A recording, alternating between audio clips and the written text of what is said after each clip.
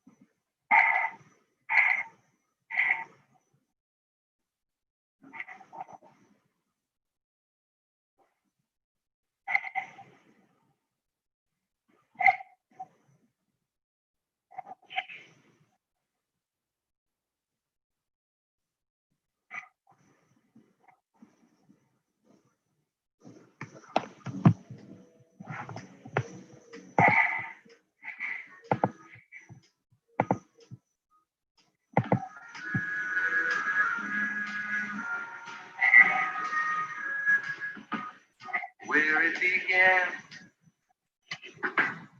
I can't begin to know it, but then I know it's growing strong.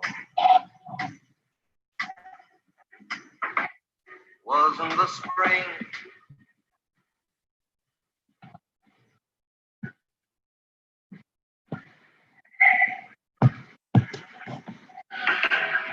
and spring became the summer. Who'd have believed you'd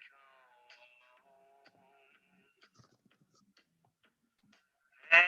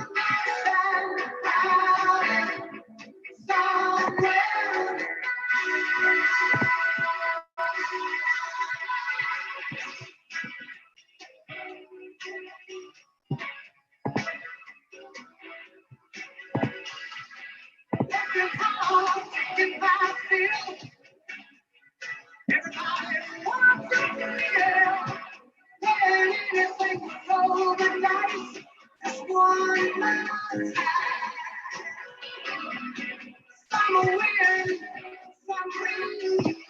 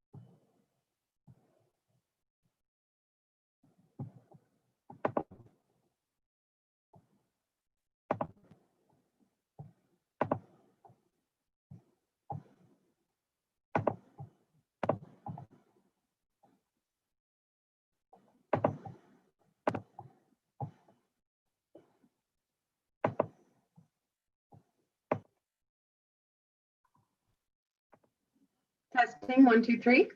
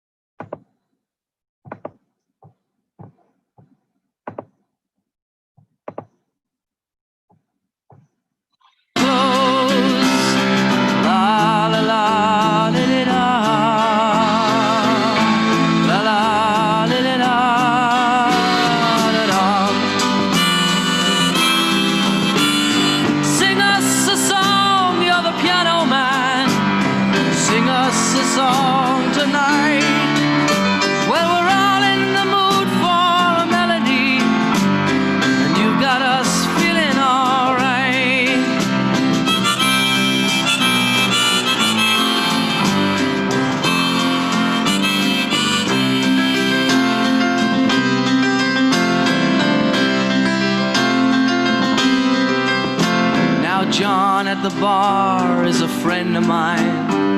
He gets me my drinks for free, and he's quick with a joke or to light up your smoke, but there's some place that he'd rather be. He says, Bill, I believe this is killing me, as a smile ran away from his face. Well, I'm sure that I could be a movie star if I could get out of this place. Oh, la la la, did it all. La la, did it all. Now Paul is a real estate novelist who never had time for a wife, and he's talking with David, who's still in the Navy and probably will be for life.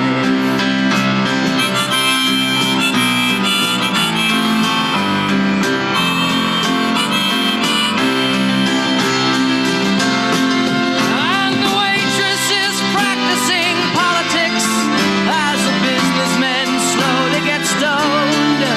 Yes, they're sharing a drink they call loneliness, but it's better than drinking.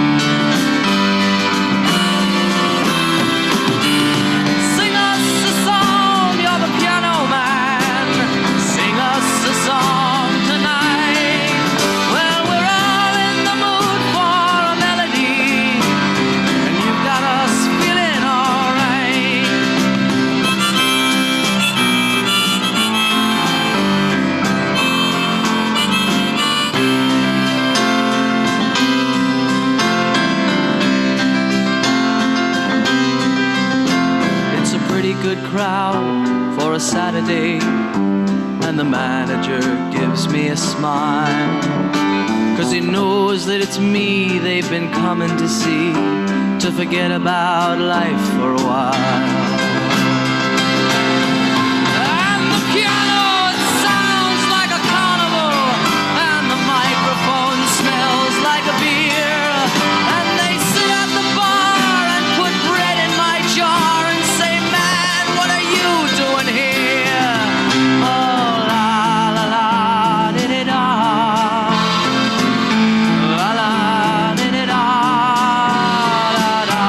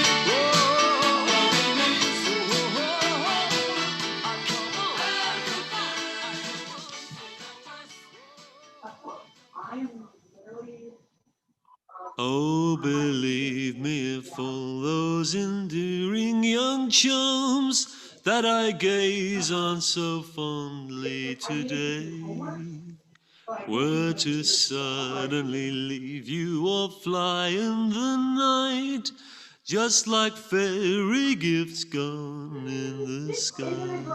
The other one, it really is. So no.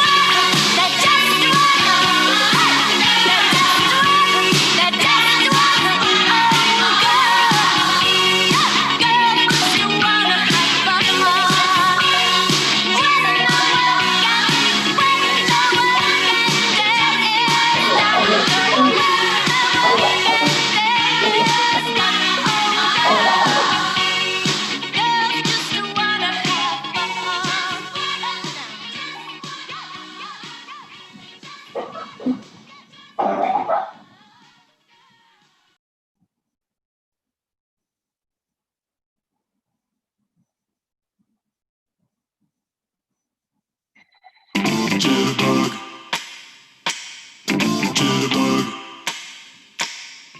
jitterbug, jitterbug.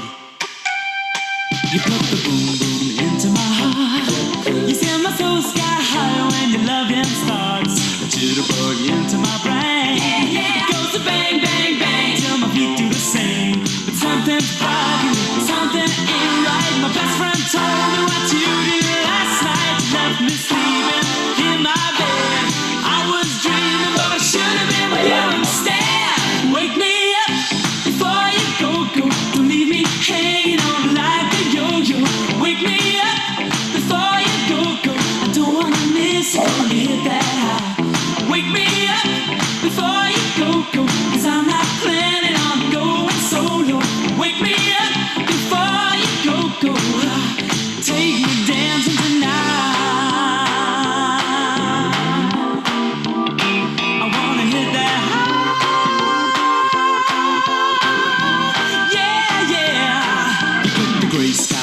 of my way.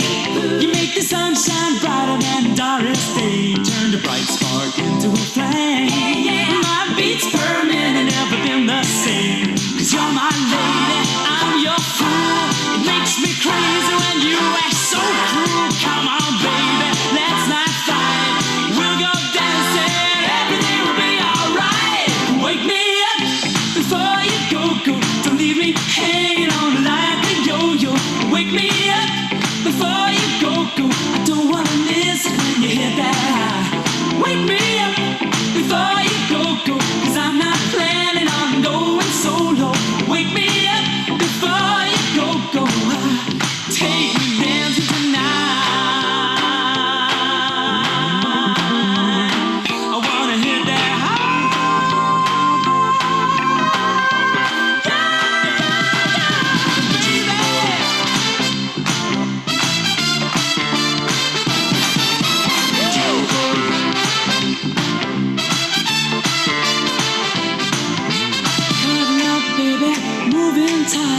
We'll go dancing tomorrow night. It's cold out there, but it's warm in bed. They can dance, we'll stay home instead.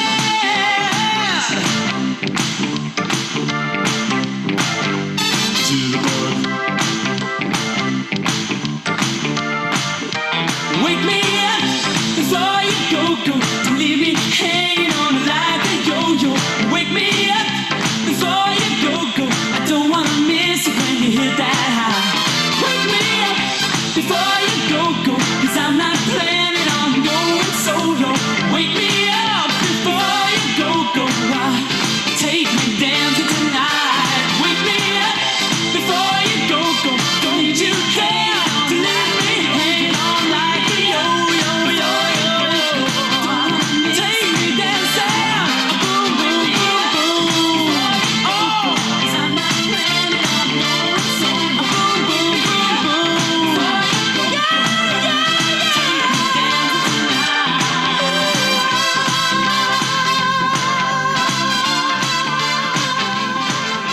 Yeah.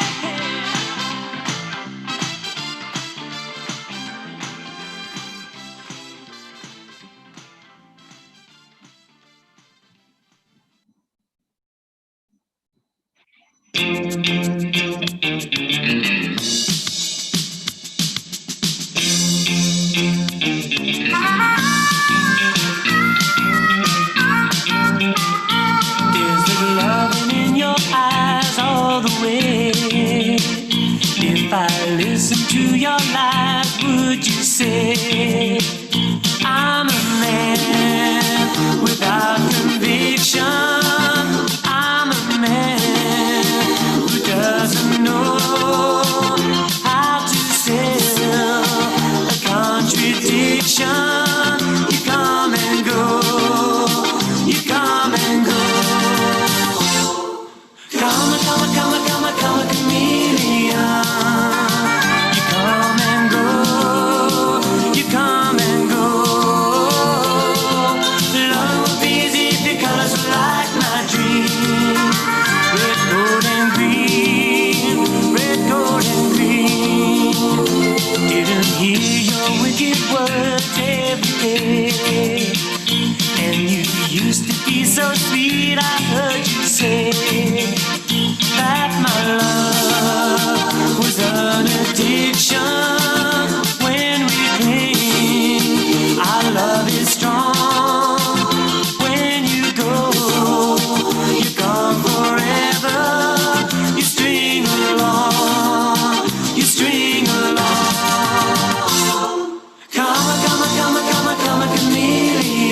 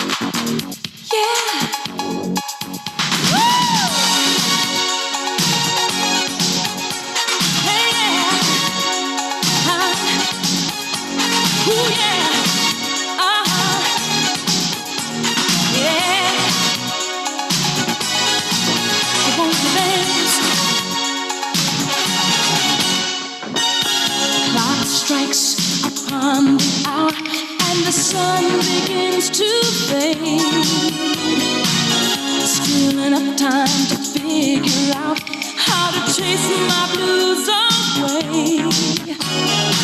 I'm gonna ride up till now. It's the light of day that shows me how. And when the night falls, loneliness calls. Oh, I wanna dance with somebody. I wanna feel the heat with somebody. Yeah, I wanna dance with somebody. With somebody who loves me.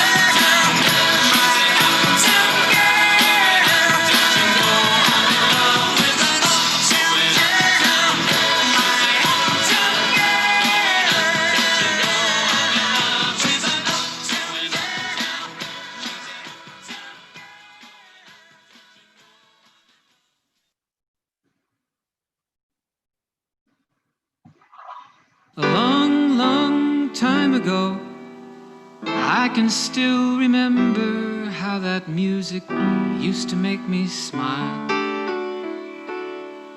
And I knew if I had my chance that I could make those people dance, and maybe they'd be happy for a while. But February made me shiver with every paper I'd deliver. Bad news on the doorstep, I couldn't take one more step. I can't remember if I cried when I read about his widowed bride, but something touched me deep inside the day the music died.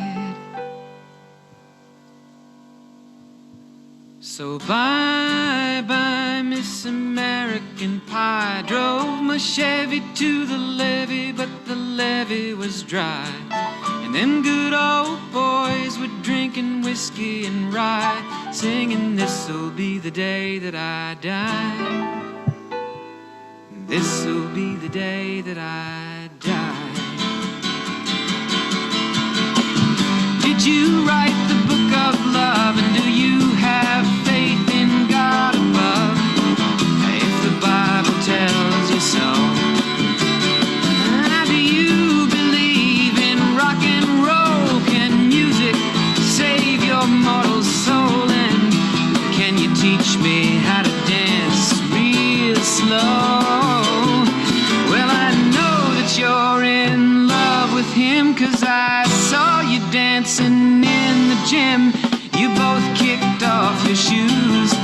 Man, I dig those rhythm and blues. I was a lonely teenage bronc and buck with a pink carnation and a pickup truck, but I knew I was out of luck the day the music died.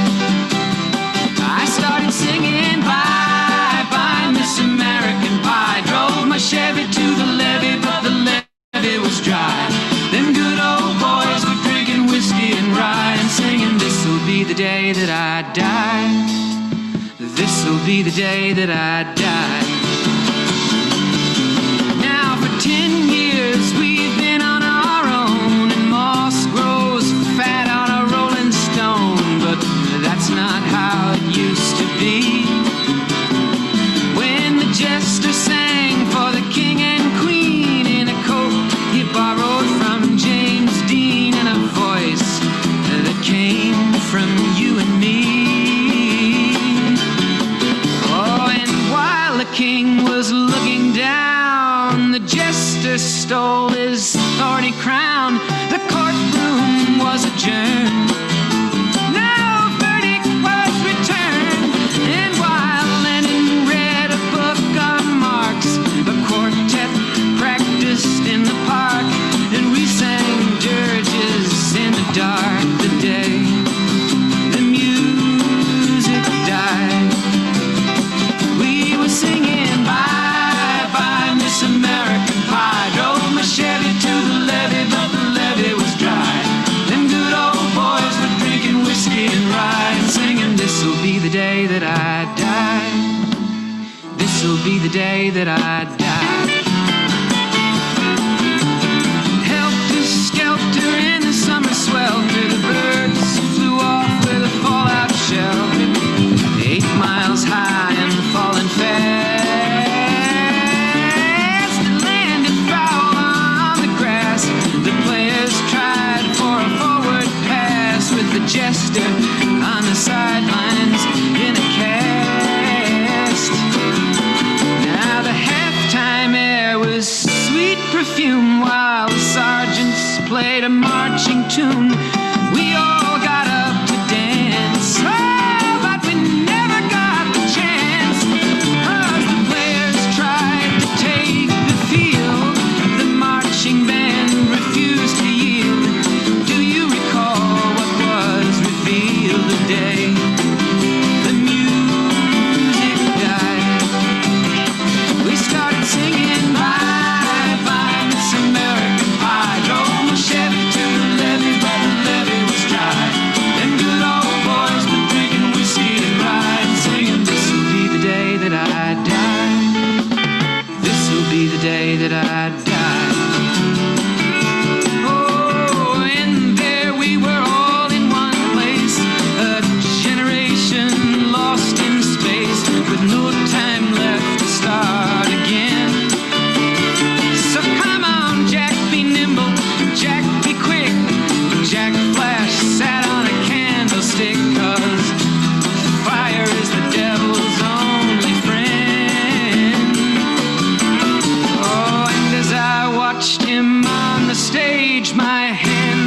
clenched in fists of rage.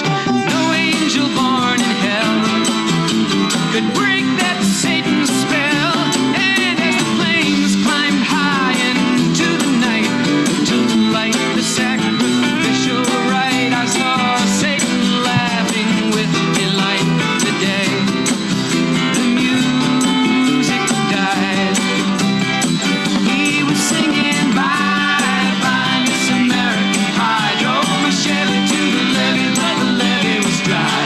Them good old boys drinking whiskey and rye, singing, this'll be the day that I die.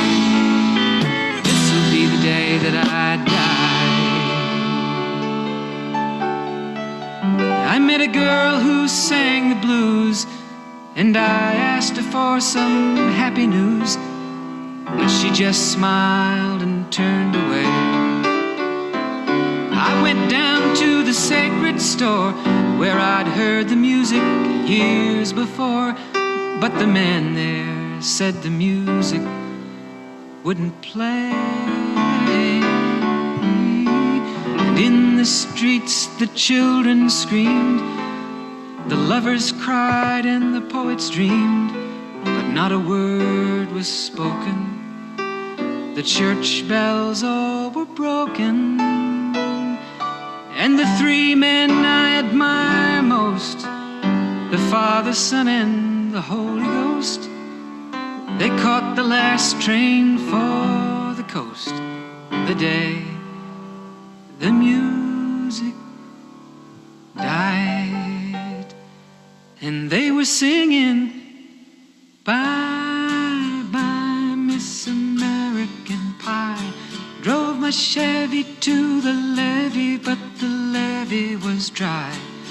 And them good old boys were drinking whiskey and rye, singing, this'll be the day that I die. This'll be the day that I die.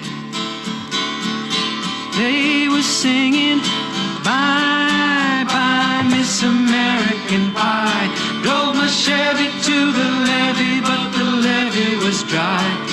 Them good old boys were drinking whiskey and rye, singing, this'll be the day that I die.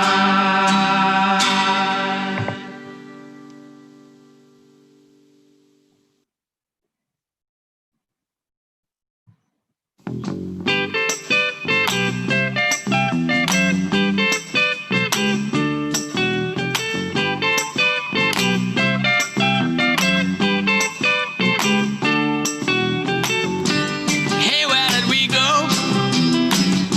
Days when the rains came down in the hollow, playing a new game, laughing and a running, hey, hey, skipping and a jumping in the misty morning fog with our hearts a thumping, and you, my brown-eyed girl.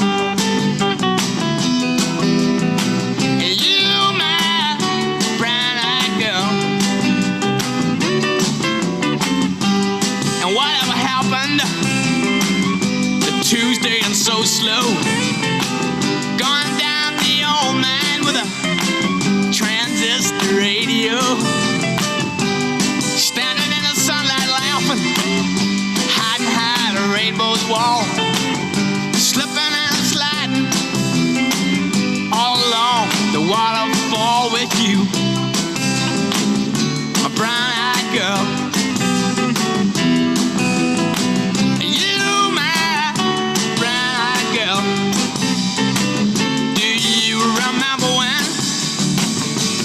We used to sing sha la la la la la la la la la da, just like that. Sha la la la la la la la la da, la da.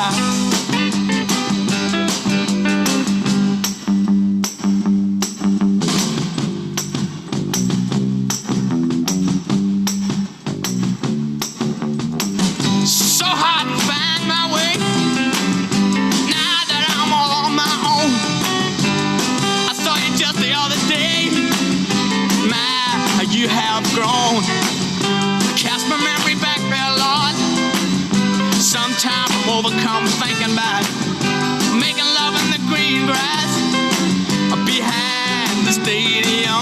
you, my brown-eyed girl. You, my brown-eyed girl. Do you remember when we used to sing? Sha-la-la-la-la-la-la-la-la. Big breath.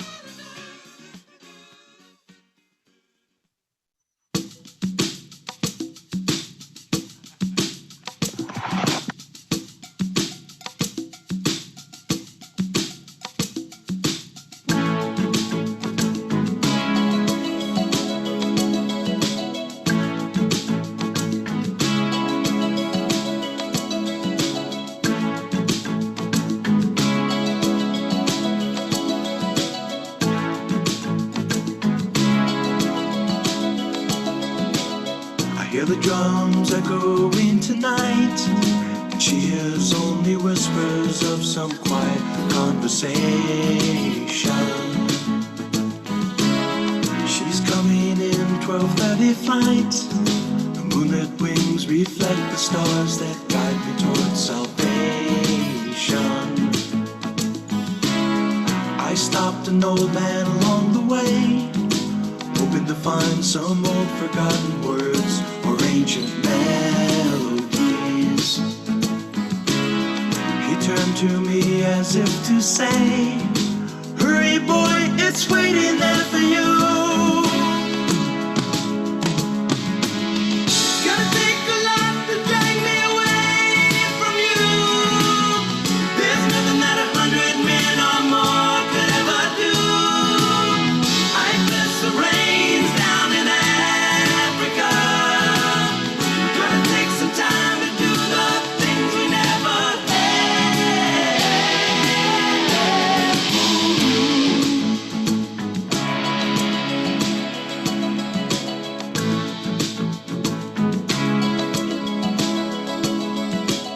The wild dogs cry out in the night as they grow restless, longing for some solitary company.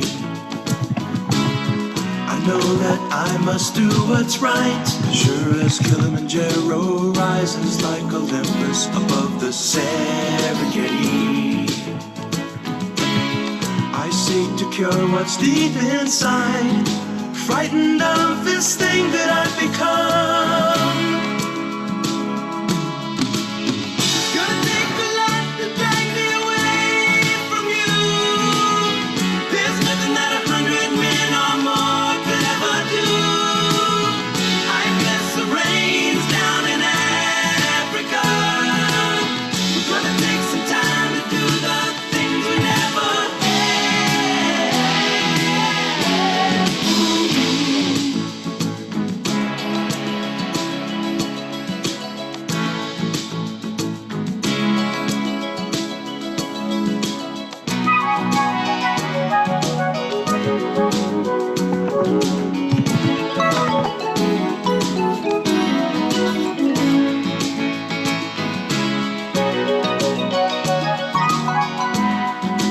Hurry, boy, she's waiting there for you.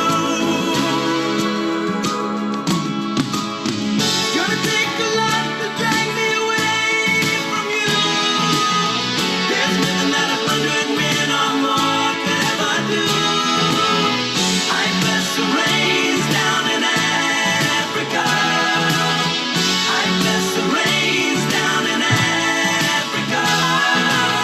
I bless the rains down in Africa. I bless the rains down in Africa. I bless the rains down in Africa.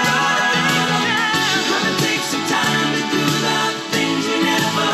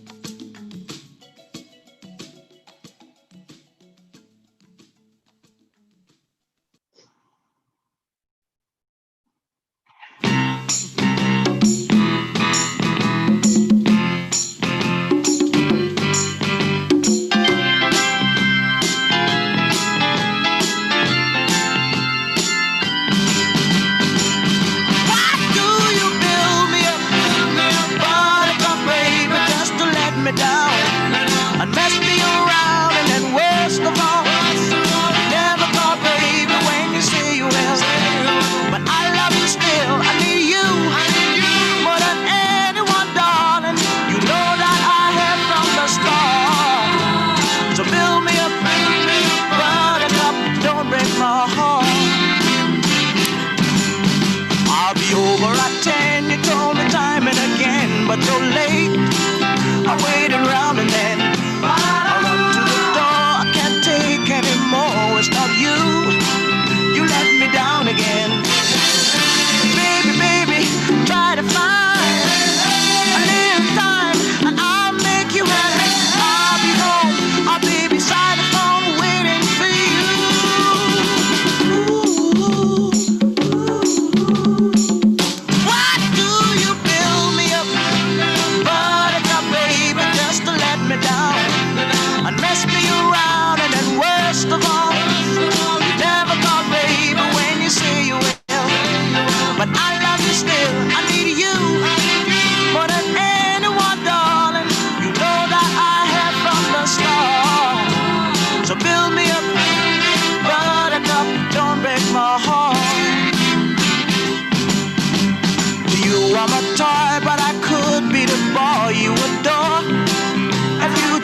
me no. Although you are true, I'm attracted to you all the more. Why do I need you so? Baby, baby, try to find a little time. I'll make you happy. I'll be home, I'll be beside the phone waiting for you.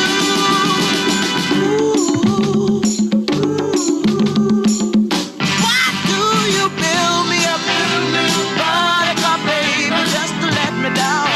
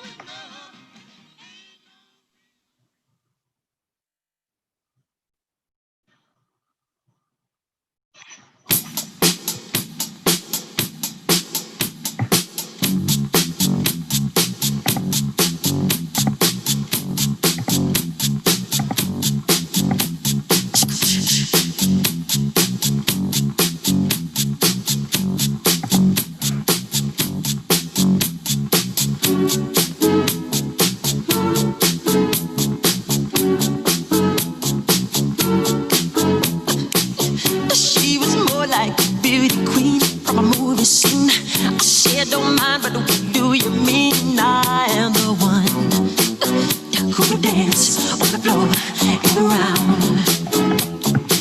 She said, I am the one who would dance on the floor and around.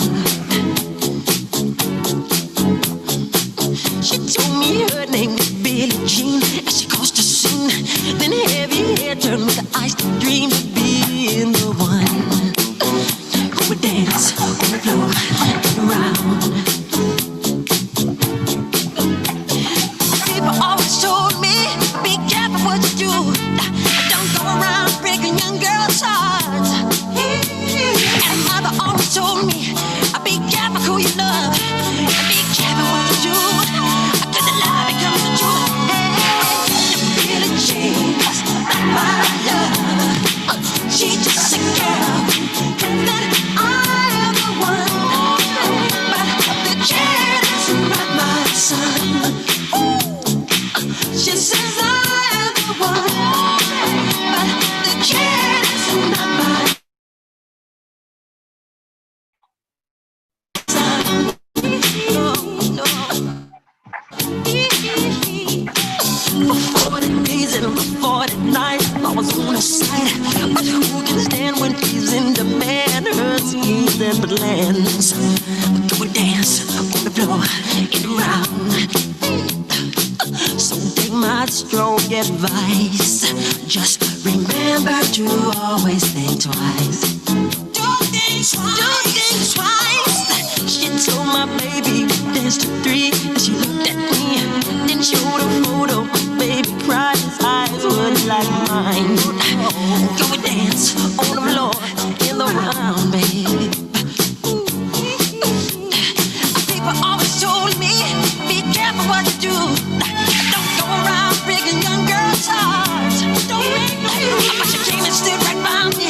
I just smell of sweet perfume. I guess it happened pretty soon. She called me to her home.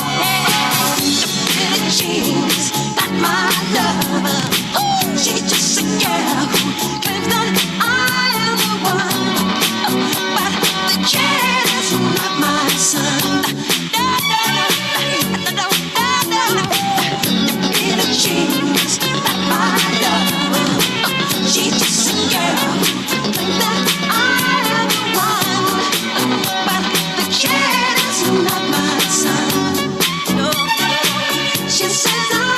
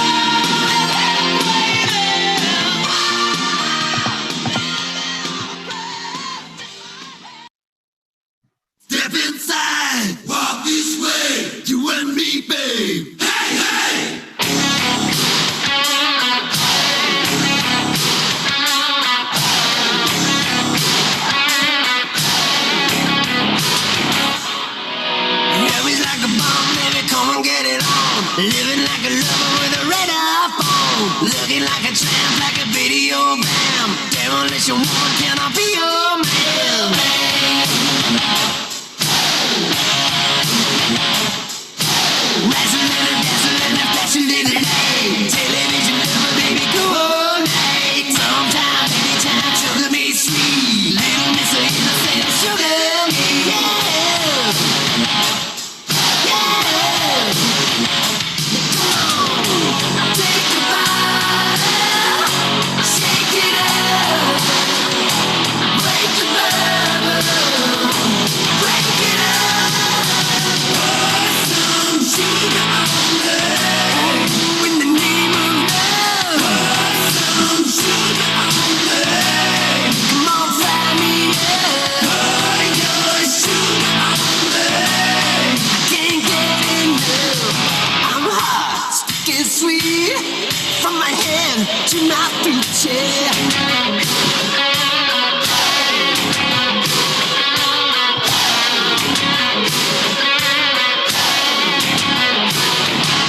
Listen, red light, yellow light, green light, go. Crazy little woman in a one-man show. Mirror queen, mannequin, rhythm of a love. Sweet dreams, saccharine, lucid. Lucid.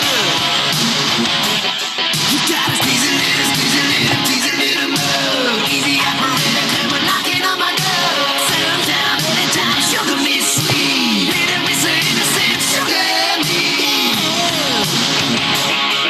Yeah. Give a little more. Take a bite, shake it up, break the bubble, break it up. Put some sugar on me, in the name of love. Put some sugar on me, come on, fry me up. Put your sugar on me, I can't get enough. I'm hot, sticky sweet, from my hand to my feet, yeah.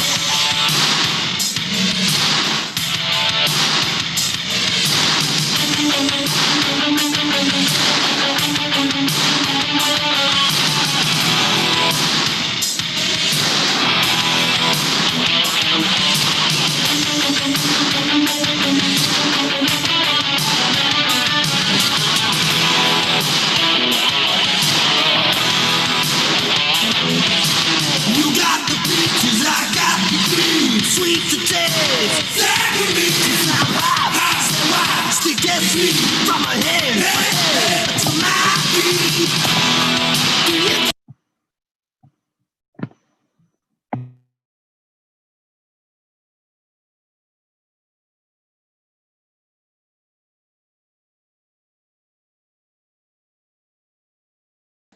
Hello, ladies and gentlemen, and all who may be watching. Oh, thank you for tuning in today at Dog Sees Improv. Improv Strikes Back's first annual improv. It's not our annual improv show. We're hoping to do more of these, but we will be performing for y'all today. I was expecting, before we got into tonight's festivities, I was expecting a very specific host of mine to be with me, but I do not see him. We were college buddies. We went to the University of All Dogs Go to Heaven, State University. We graduated at the top. His name is Zachary Loveday. We've been good companions for a long. Oh, late like always. Hello, Zach. Hello. Hello. Are you ready for tonight's festivities, my dear friend? Oh, yeah. This evening's festivities for many a nights now. Yes. We have quite a lineup for the people now, don't we? But first, I feel like we have a good group of people we're going to be seeing tonight. And I think we need to start introducing those people, don't we? I think that sounds like a lovely idea. Hello, everyone. Why don't you start us off? Oh, yes, I am Cameron Wall, and this is Zach Loveday, and we will be hosting your show tonight. The first improviser I will be bringing to the front for you is Emily Harrison. Yes, please come forth. Yes. Now, Emily is a standing at a good 21 years old. She is in the gold area. She's been awarded 14 awards. She's a hard worker, loyal as ever, and only poops on the carpet once a week. But take her out. She's good. How about you, Zach? Man, it's great to hear the improvements in her training that Emily has received. I would love to introduce one of our most iconic members of this troupe, good old Taylor Davis. If you wouldn't mind, please showing yourself to the audience. Taylor. Oh, she has stage. There she is. This wonderful woman. She has been awarded multiple times for her key phrases, such as "I have a confession to make," and other things, like really pushing things forward in a scene. And I just can't wait to see what she performs for us this evening. Yes. Thank you very much, Taylor. Hopefully she'll make a few confessions tonight. The next improviser we will be introducing is, young Christian Pavito. Please come forward, Christian. We'd love to see you.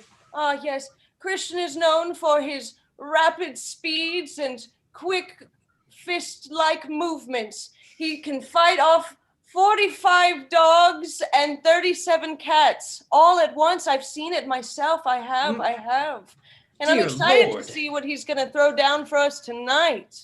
It can only be things as spectacular as that, I assume. Yes. Thank you, Christian. Our next improviser I would love to introduce is good old Tristan Huck. This creative mastermind over here has spent many an hour just deciding between his decisive choices that he makes in scenes and carrying the scenes as he sees they needed to be carried. He also is a quite wonderful dungeon master and a star on the DM field, I guess. Thank you very much, Tristan.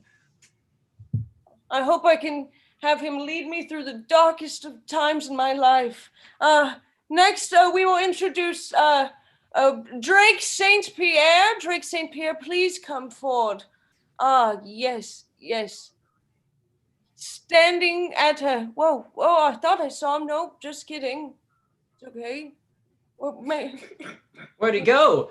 Oh, the poor man has stage fright. I understand. I know. First time on Zoom. I know, it was awful. We had to clean it up. It took forever. It was so embarrassing for me and everyone else involved. Oh, poor guy. Oh, there he is. There he is. Oh, he's standing at a whopping 8'4". Very strong, very sturdy. It seems like he doesn't really care. Well, you know what, Drake? I'd like to see what you can bring to the table tonight. Yes. Thank you, Drake. Thank you. Thank you very much, Mr. St. Pierre. The next improviser I would like to introduce this evening is one of our newcomers. Zach White, please. Show yourself to the stage. Here we have wonderful Zachary White. This man, a mastermind of playing old people, and someone who just knows how to make a connection on stage. I'm excited to see the content that he puts forth for us this evening, and just to, see where he takes things. Because if experience is showing and it's correct, then we might go pretty far this evening. I hope so. Gosh, I hope so. But not too far because I get winded easily. Yes, myself as well. All right. Next, we will be seeing Bo McAfee. Please come, Bo. I would love to see your beauty. Oh, wow! Look at her. Oh, so wonderful, so beautiful. She's known for her smarts and her talent and her reliability. I heard she's a good listener and a good friend. I would trust her through all my things. Yes. Oh, love to see what she brings tonight. Thank you. Lovely. Thank you very much, Miss McAfee. And I believe, finally, last but certainly not least, we have our good member, John David Martin. The quizzical man himself. This fellow, though he seems a mere a mere simple man, has been very near and dear to my heart as I've known him the longest of every person who's in this troupe, a whopping 15 years. And Is I that in trust this dog man. years or human years? Yes. Oh, Spanning both time and space between dog lifetimes and humans' perception of reality, I trust this man wholeheartedly with my life, my scene, my character, and honestly, just to carry me through any video game I play with him because, you know, he's really good at those too. good man. Yeah. Thank you, John. And you're right, certainly last but not least, actually, we were saving the best for last. Mark Rojas, please. Oh, my mistake. The reason we saved Mark for last is because Mark has saved my life 14 times, saved Zach's life 23 times, He has. 45 kittens from a tree, and also he likes to volunteer at reading stories to children on the weekends. Now that is a good man right there. Some would say you're a good man, Charlie Brown. Indeed. If this thank you, Mark. We will be moving on. Oh man. That was all of our improvisers, everyone. Thank you for getting through that with us. We will be moving on to tonight's festivities. What a lovely group of people.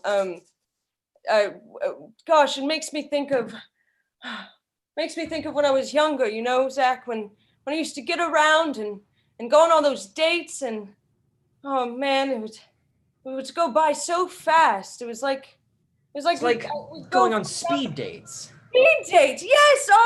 Oh, please, yes. We can go for a round of speed date. Okay, guys. So the first game we're going to be playing for y'all is speed date, and how this game is going to work is I have a list of partners for everyone, and I will call out the partners' names, and they will come up and they will perform a date for y'all. And it can be whatever characters they want. And so me and Zach will disappear, and we will begin. All right, everyone off. All right. First up is going to be Mark and John.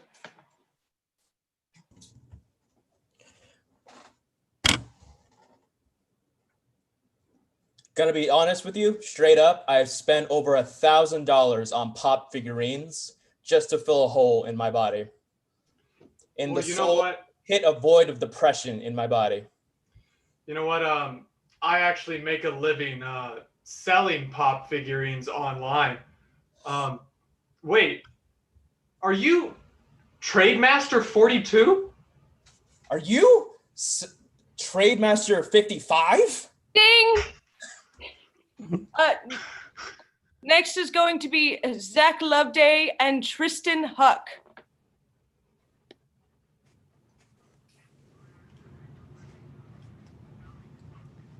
Oh, shit, you saw me. Oh, Hey.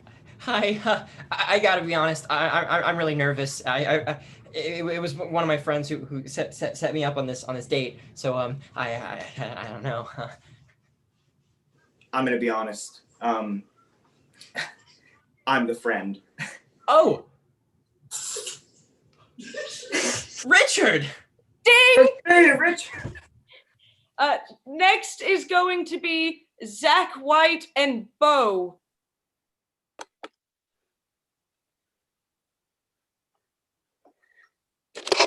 What's up? Sup, man? My name's Franklin. Yeah. You want to go skate around the park? Yeah. Yeah. Okay. Okay. Okay. Next is going to be Christian and Emily.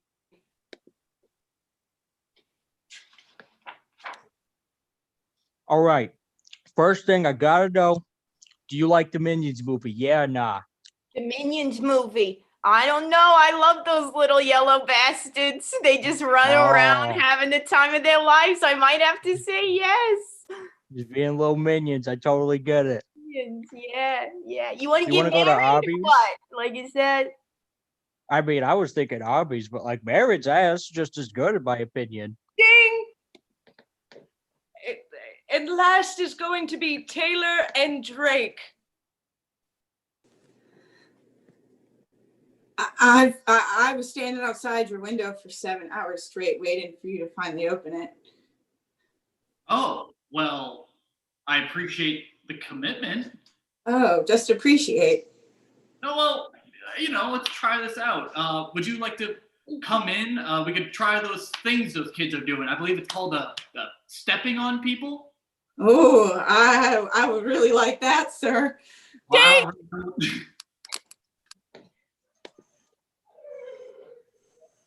All righty. Thank you. That was some really good dating, man. I haven't seen that much action in a couple years.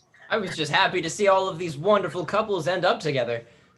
Yeah. Especially the minion couple. What a wonderful wholesome You agreement. know what they say? A couple that loves minions together stays together. Indeed. And Cameron, with this sort of dog show theme we've got going, I think it would be only fitting if we recited a few interesting dog facts for our audience in between games that we have our improvisers take part in. Like Well, we didn't study in college for nothing, Zach. Dogology. It's a wonderful major that I switched to after realizing that theater was gonna, leave me hungry.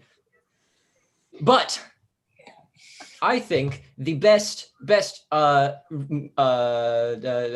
to read off first is simple fact: Dalmatians, the famously spotted dog breed, completely spotless at birth. Oh, so they grow their spots as they get older. Yes. So Life peppers them with experience, and thus they become peppered with spots. Yes.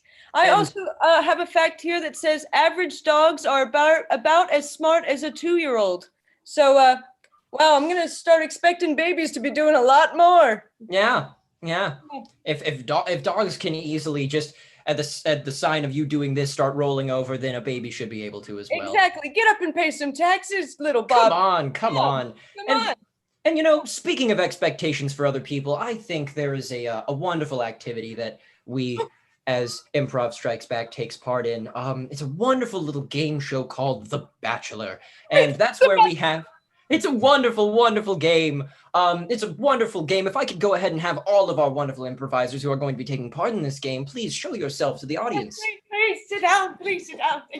Thank you. Oh. And so, before we begin, we need our bachelor to be sent away so they don't know who their contestants they will be choosing between. And I believe that is our good friend John Martin, who is going to be our bachelor this evening. So there he is. He's gone. Now, wonderful, wonderful audience. If you would not mind in the chat, kind of just going ahead and giving us a suggestion for Emily, our first contestant. Let's do some quirky attribute about Emily. Yes, and then you can move on to the second and the third, and I'll get one as we move on, okay? Yes, Emily is a quirky attribute. What is an occupation for our contestant Mark Rojas? And for good little Christian, let's say, what do you think, co-host Cameron? What do you think should be Christian's little... Something you wanted to be when you grew up. What is something you always wanted to dream of being? When I was younger, I wanted to be Amelia Earhart, but then I realized my name was Cameron Wall, and I couldn't do that. But that's what I want for Christian. I wanted to be a dog when I grew up because the dog life is so much simpler than the human life. And as we move forward and as I wait for suggestions, for those of you in our audience who don't know how this game works, one person is sent away so they don't know what the other three are. And we have one host, our wonderful Tristan Huck, the MC, as you can see. And each of our contestants is going to be given a quirky little attribute or a thing about themselves that they will slowly be revealing to our bachelor over time. Our bachelor then has to whittle down between our different choices and figure out which one they want to walk away with as their one true love, the one they will hold close and dear for the rest of their lives. Now, sweet Cameron, do we have a suggestion for bachelor number one? Yes, Emily has no eyes. None. She has no eyes whatsoever. What was Mark's? Mark was, I believe, just a regular old occupation. Let me see. Very loves to sniff donuts. A mortician. A mortician. Mortician. Wonderful. I gotta make sure I'm not speaking too loud because I live with our bachelor this evening. Now, what is bachelor number 3's quirky little attribute? We're still going to wait a second. We're still getting answers, but do you have any dogs, Zach? Do you have any dogs? I myself don't have one, but back home in the northern Austin area, my parents were convinced by my little sister to get a sweet little Cocker Spaniel lab mix. Her name is Piper. She's the sweetest little thing. She's got big ears. She's so loving, and Yes. she's a little bit of a lap dog. She often drapes herself over my dad's shoulders when he's eating something because she wants some. It's the cutest thing. So, Christian, I think the thing I always wanted to be when I grew up was a trash truck driver. Excellent. That's what you are. So let's hear from our contestants what each of them is, and then we will welcome our bachelor back into the scene. Bachelor number 1 is... I have no eyeballs. Excellent. Bachelor number 2? A mortician. And bachelor number 3? A trash truck driver. Excellent. I will leave and let the game commence once our wonderful bachelor has arrived.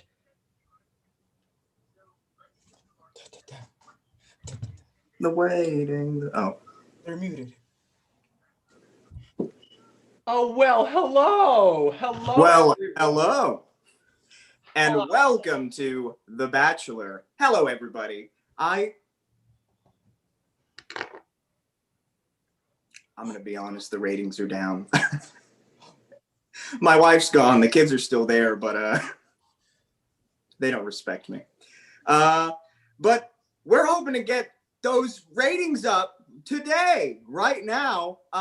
Mr. Handsome, is that the alias for today, or do you go by anything else, handsome stranger? You know what? Mr. Handsome works great. You know, I'm just so happy to be here. Thank you for having me on your show.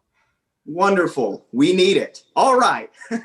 Well, Mr. Handsome, we're going to go ahead and introduce you to Bachelor number 1, Bachelor number 2, and Bachelor number 3. We're going to go ahead and get started with this whole fiasco right here. Okay, we're going to start off. We're going to have you ask a question of each of our bachelors, something that'll let you know you'll be taken care of by this lovely stranger for the rest of your human life. Mr. Handsome, what's your question? Well, you know, I just broke out of a psychiatric ward 2 hours ago to be here. I would love to go meet one of you guys in private, you know, away from prying eyes. If you were to take me in a place that was just our special little place, you know, where would it be? Starting with Bachelor number 1. Well, hello, Mr. Handsome. I hope your name means what it says, because I don't know what you look like, and I never will. I hope that's not a problem. Anyway, so you want to be alone together because you just got out and you don't want anyone to find you. I understand that. I think I would take you to somewhere where you could feel a lot of the things. Not necessarily a padded room, since you've already been there, am I right? But maybe like the beach or something where you could listen and feel, because I'm not much for sightseeing. Wonderful. Bachelor number 2, Bachelor. First off, Mr. Handsome, love you. You're great. I love the way that you live. First thing we're gonna do, we're gonna go to a graveyard because it's quiet, spooky, and it's really gets some connection between one another. See, it kind of relates to my job, and I know work takes over and over and over, but if it's someone that I really care about, I want to share that little piece of me with them, and I want to take you to a graveyard. That is my wholesome? Question mark. Bachelor number 3. Well, you want to go somewhere private, no one else will be around. I got the perfect spot, right? It's this huge hill. I like to think it's made out of treasures and trinkets, you know? One man's trash is another man's treasure, but some people might say it's a bit of a dump. I would disagree with them. I think it is the most amazing, I mean, the nostril singeing off when you smell it is bad. Like your little nose hairs, like you just take one step and it's like, whoa, I don't smell no more, you know? But like, I think it's worth it just for that view of the moon. Ooh. Mm.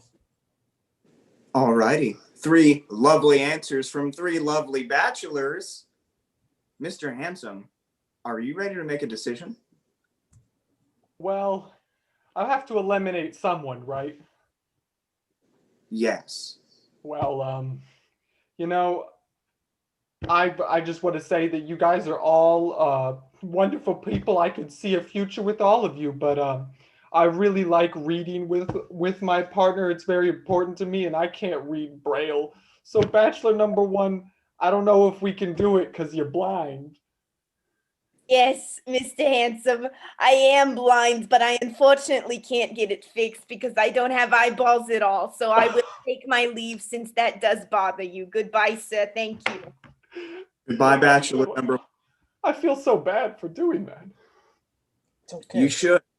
All righty, and we're on to the next round of questions. Mr. Handsome, go ahead. You've got these 2 lovely bachelors, 2 and 3. What will you ask them? Well, you know what? I got to learn a little bit about what y'all want to do with me, but I want to know more about you personally this time. Everyone has their problems, you know. I'm admitted into a psychiatric ward, may have people chasing after me right now. But sometimes when that anxiety gets me, I have my own little special methods of staying calm. I just want to know, when you're feeling really rough and upset, what kind of things do you do to calm yourself down? Starting with Bachelor number 2. Things to calm me down. That's a bit personal. I'm gonna share that with you. It's I go home. I light a few incense. I kind of dress myself up in a way, kind of suit and tie, a 3-layer piece set, and just appreciate why I'm here and that I'm alive. Because being alive is so amazing. Because in my work, it's just death and death and death, and it's kind of depressing. So I kind of want to just be myself and be happy that I'm here. And maybe, if you're lucky, we can be happy together. Well, I like the sound of that. Bachelor number 3, what about you? Well, my idea of calming down, people would say it's a total garbage method of doing so, right? Here's my take on it. I wake up super in the worst hours of the morning when no one else is awake, right? And I fire up old Bessie. I hop in. Some people call it the Crusher. That's a personal favorite nickname of mine. But I hop in old Bessie, the Crusher. I drive around just to different people's homes. As I mentioned, collect the, again, treasures, just what I think of them. But listening to the satisfying crunch of hearing it all get pressed down in the back of Bessie, just to take it back to my favorite hangout spot. There's nothing like it, I tell you. Nothing like it in the world. Well, I've learned a lot today. What do I do now, Mr. TV man?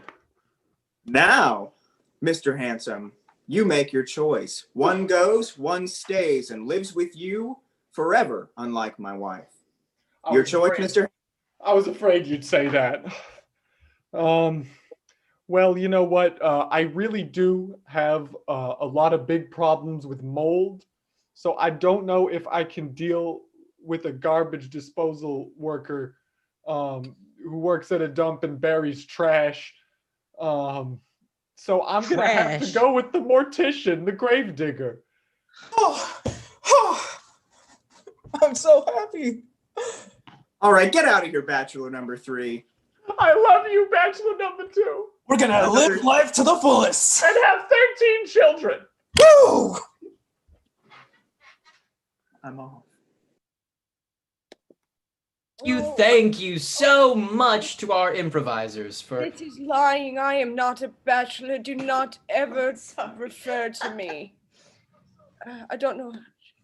Dear co-host, I would never refer to you as a simple bachelor number one. I know you to be the one and true Cameron Wall, my wonderful co-host. Never ever think that I would dare label you as something so trivial as a bachelor. Oh, old sport, you're so good to me. About graduated from the university together. Thank you. Oh, you know, Zach, I've been having such trouble sleeping lately. All these dog competitions we've been going to, staying up all night, having to introduce all these dogs every night. I've been having nightmares. Nightmares? Yes, it's as if there's this voice in the back of my head telling me what to do, like, no, you can afford not to eat lunch, or no, you can afford to not fill up your gas, or no, you don't have to pay your bills this time. And or even something as horrible as, no, you don't have to save your friend that's dangling over a cliff right now. Let him go. Watch Let him go. I have these same exact thoughts. Oh my gosh, it's as if there's a demon talking to us. Oh man, can we get the players of Demon Voice up here, please? Why don't you go ahead and explain it? I'll leave it to you. Okay, so we will be your players of we will be your players for Demon Voice. And I'm gonna first ask for a suggestion. What are we feeling, guys? What are we feeling? How about a relationship? Ooh, can I get a really dynamic relationship from the audience here in the chat, please? And how Demon Voice works is we have 4 lovely improvisers. I believe Zach White will be our lovely Demon Voice, correct? And Christian here will be our lovely Afflicted, because someone's got to listen to it. And me and Bo will be our bystanders. Now, me and Bo cannot hear Zach, only Christian can. And Christian has to battle out if he does or does not listen to the demon. And whatever events may transpire, may transpire. Ha ha ha. I'm seeing if okay, we got some good suggestions over here. You know, dear co-host, while we wait for more suggestions, I would just like to share this very wonderful fact. Apparently, it costs approximately $10,000 to train a federally certified search and rescue dog. Wow, if only I had that much money, but I just spent it all yesterday. I've never seen that much money in my life, so I would love to have $10,000. Okay. A parent and child who is being forced to be a pageant queen.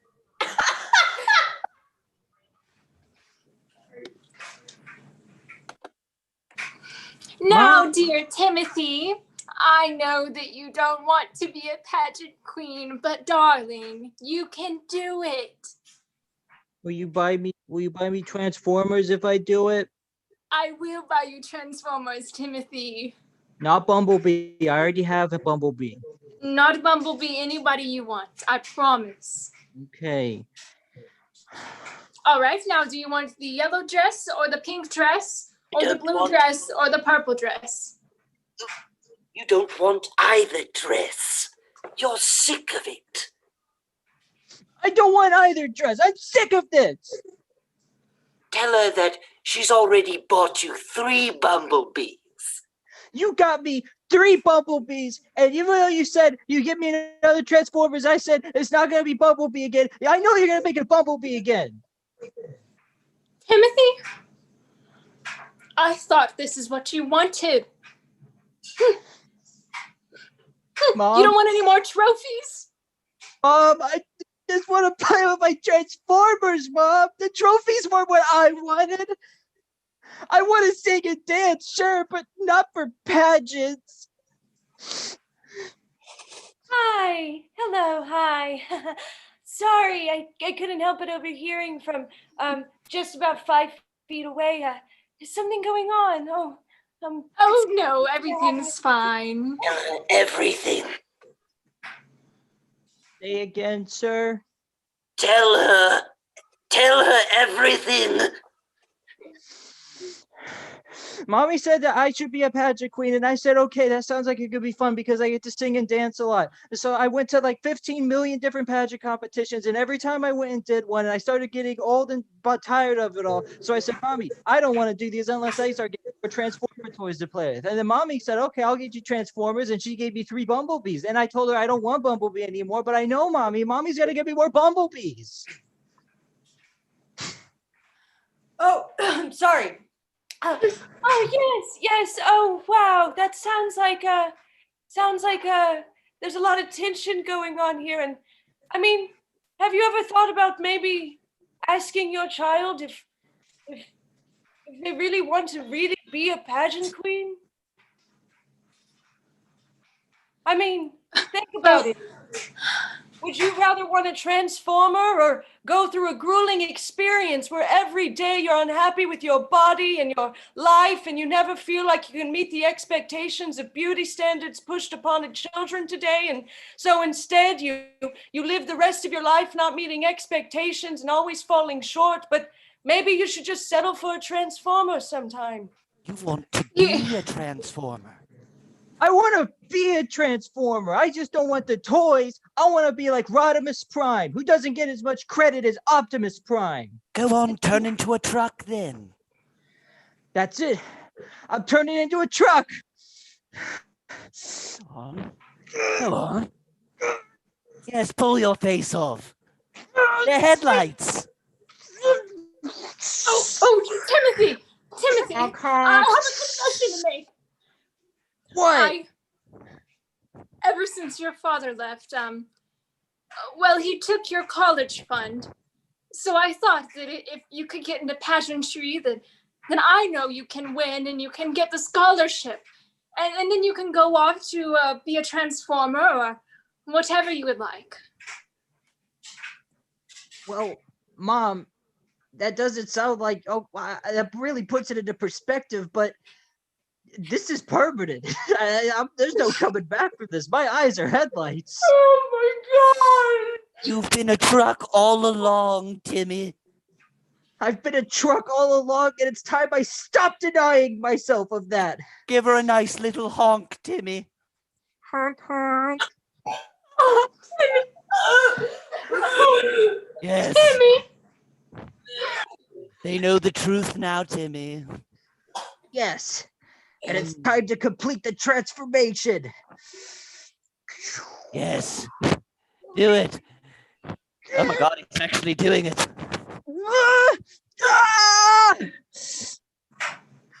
Honk, honk. Beep, beep.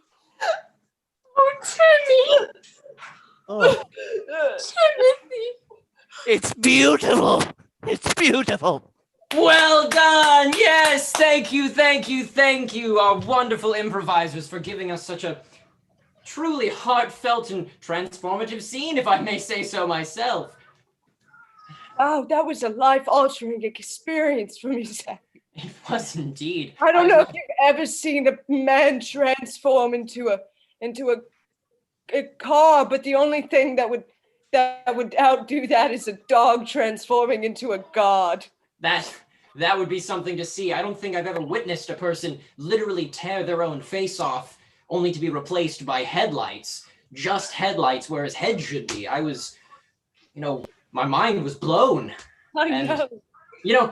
I feel like it's times like those that we need to, take a good step back and, really find ourselves in the room that makes us feel comfortable and really set it to our own personal preferences, which is why I think we should play this next game of Set the Room. Could I please have all of our improvisers up on screen for Set the Room, please? And thank you.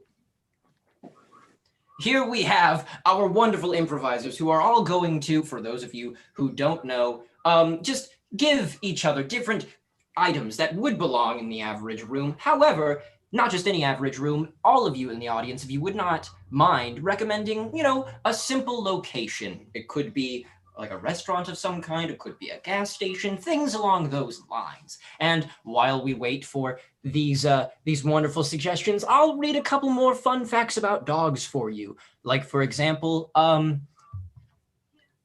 How about at the end of World War I, the German government trained the first guide dogs for war-blinded soldiers? How wholesome is that? Taking good care of their veterans in any way that they can. A dog stopped me on the street and took $40 from me once. It was really, really awful. Wow. So that's a good fact. Be careful. They might take your money. That is, I don't know if I would call that a fun fact. It's a little depressing. I'm so sorry to hear that a dog robbed Well, you it's like good that. to be aware of the scariness that runs rampant in these streets. Indeed, indeed. Let's see. Okay, I'm going to say our location for this very game of Set the Room is going to be the International Space Station, the one that orbits our very planet. So, wonderful improvisers, the way this works, audience, is each of them is going to give each other an item that fits in their specific room, but the last person to name an item is going to name something that you wouldn't find, for example, on the International Space Station. I'm going to leave and let these improvisers give each other objects that will play into the scene in some way. In Emily's room, there's a spacesuit full of pee. Okay. In John's room, there is a little model of an Earth. In Beau's room, there's a special space rock. Or is it in Beau's room, there's a special space rock from Mars. And in Taylor's room, there is a zombie dog from Mars. Can we get an overview of the items real quick? Yes, one more time. Each one run through what you gave each other and make sure you know what is in your room. I gave Emily a spacesuit full of pee. I gave John a tiny model of Earth. I gave Beau a space rock from Mars. I gave Taylor a zombie dog from Mars. All right.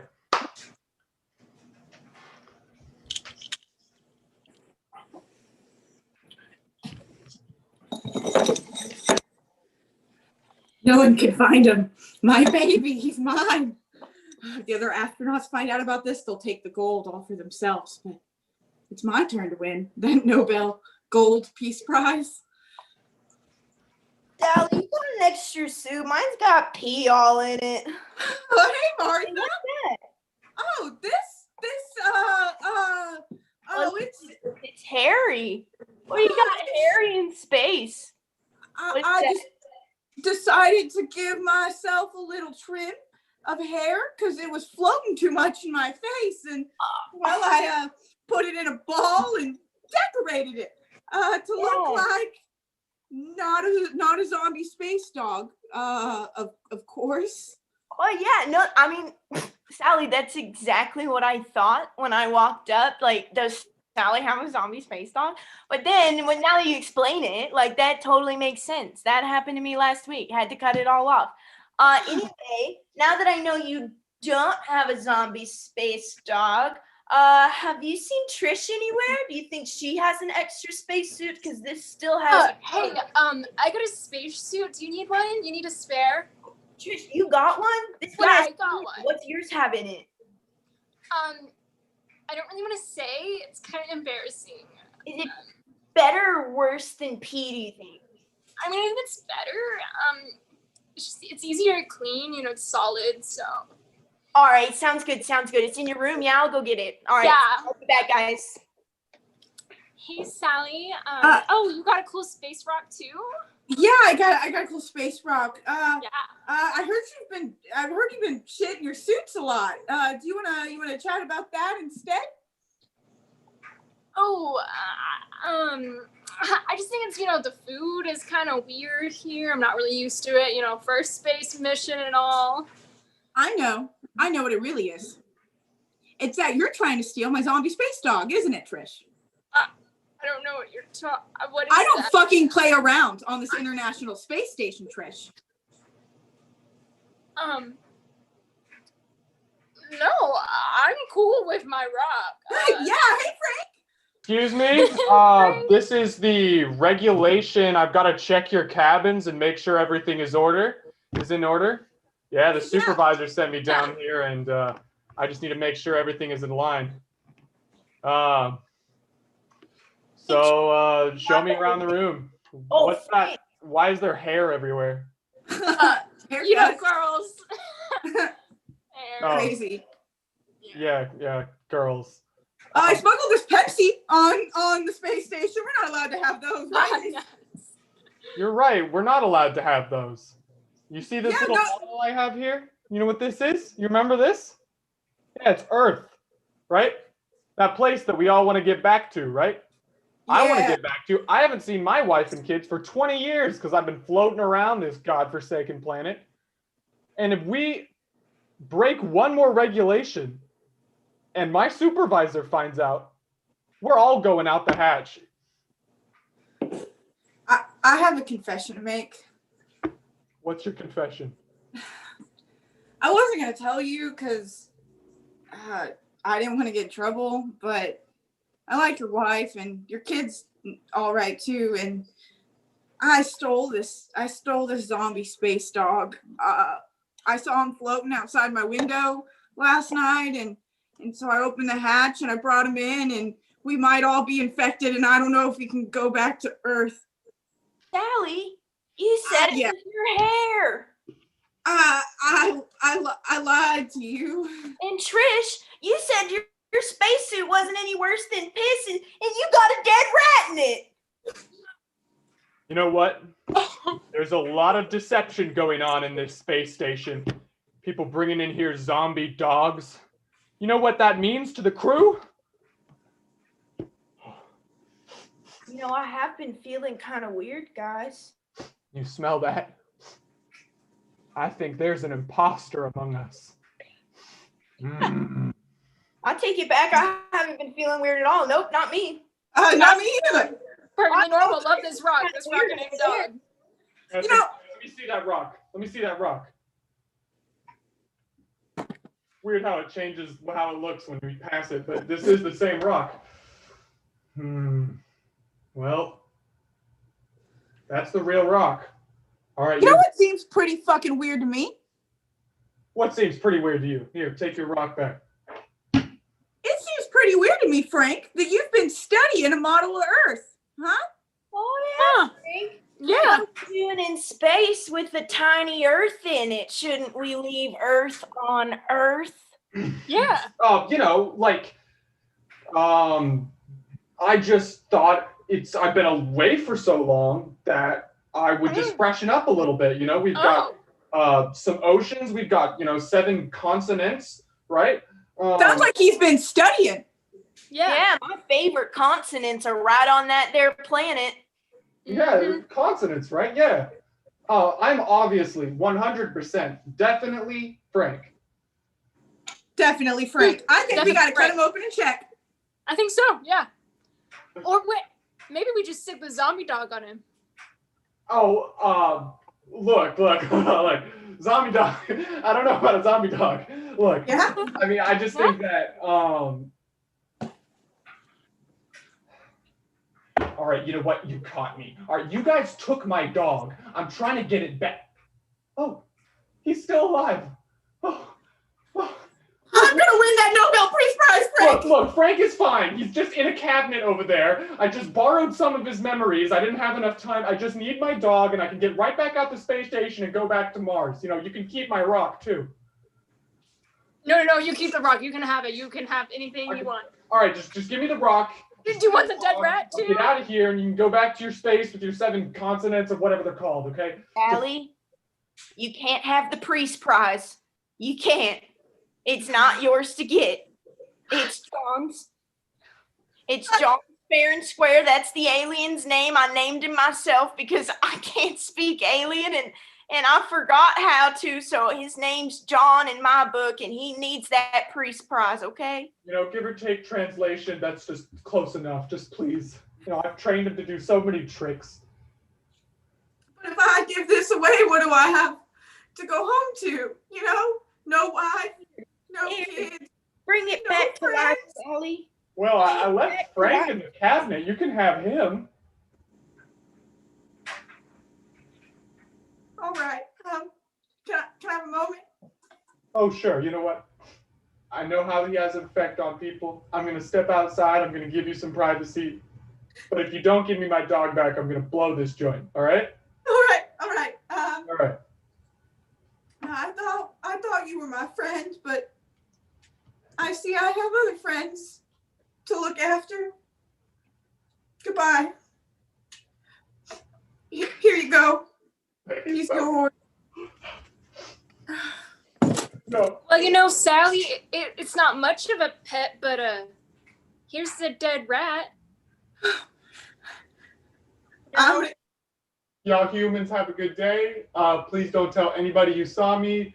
As far as everyone's concerned, especially Area 51, I don't exist, all right? All right, tell Frank I said hi. Guys, we saw an alien. We need to get a Nobel Peace Prize. We need a Peace Prize. Well done, yes, well done. Hooray. Thank you so much, players. I've set the room. What a fantastic story they told. Touching story. You never know who is an imposter among us. But Never. Doesn't mean that they can't be your friends or their Martian dogs.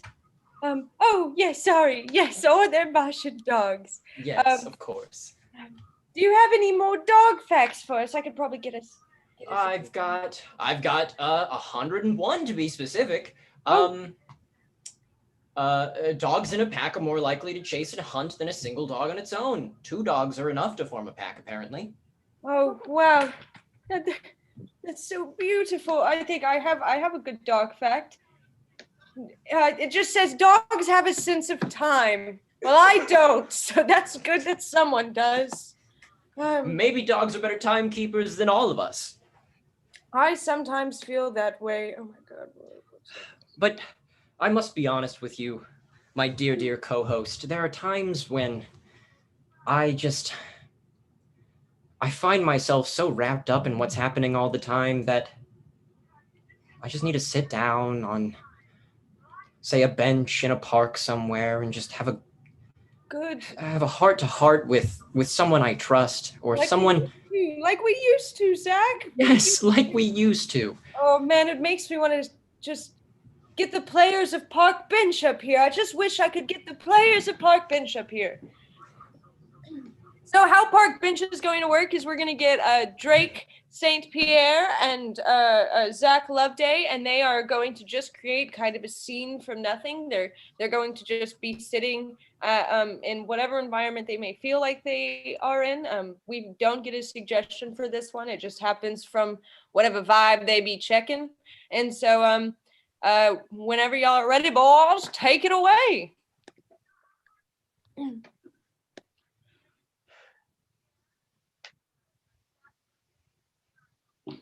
Thought I'd find you here, Dennis.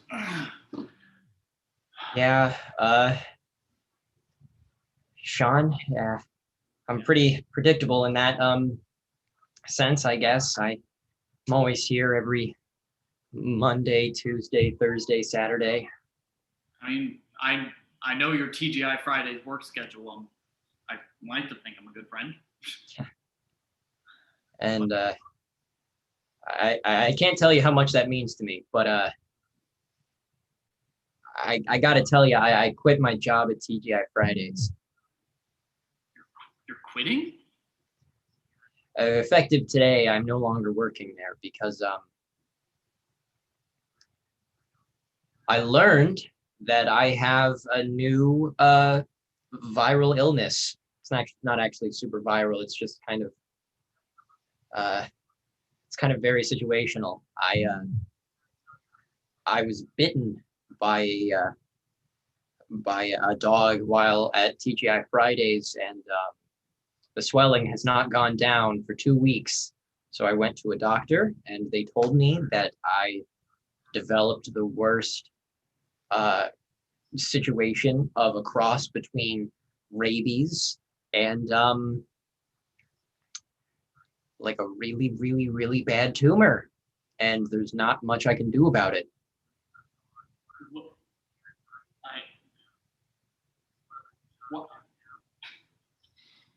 Why did they let a dog in the TGI Fridays? It was I thought it was a service dog, and we're allowed to like let service dogs in if people like have the little vest on them or if they have like a little permit for it. And I just assumed it was a service dog, and I was walking by after giving people their food, and all of a sudden I feel this searing pain erupt from my calf, and I was like, something's wrong here, and I just kind of put some ice on it, kind of dabbed it with a wet rag, and then went back to work.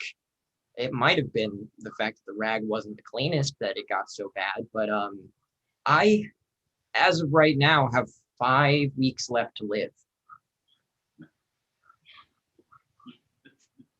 This is a prank, right? Right. This is my best man at my wedding pranking me a week before my wedding, right? This is a joke, right? Like everyone come out. Sean, I wish I could tell you it was a joke, and I'm still gonna be here for your wedding and the bachelor party. I've got it all planned out. Saturday is going to be wicked. I promise you. You're maybe not ready for it, but what are you doing? You can't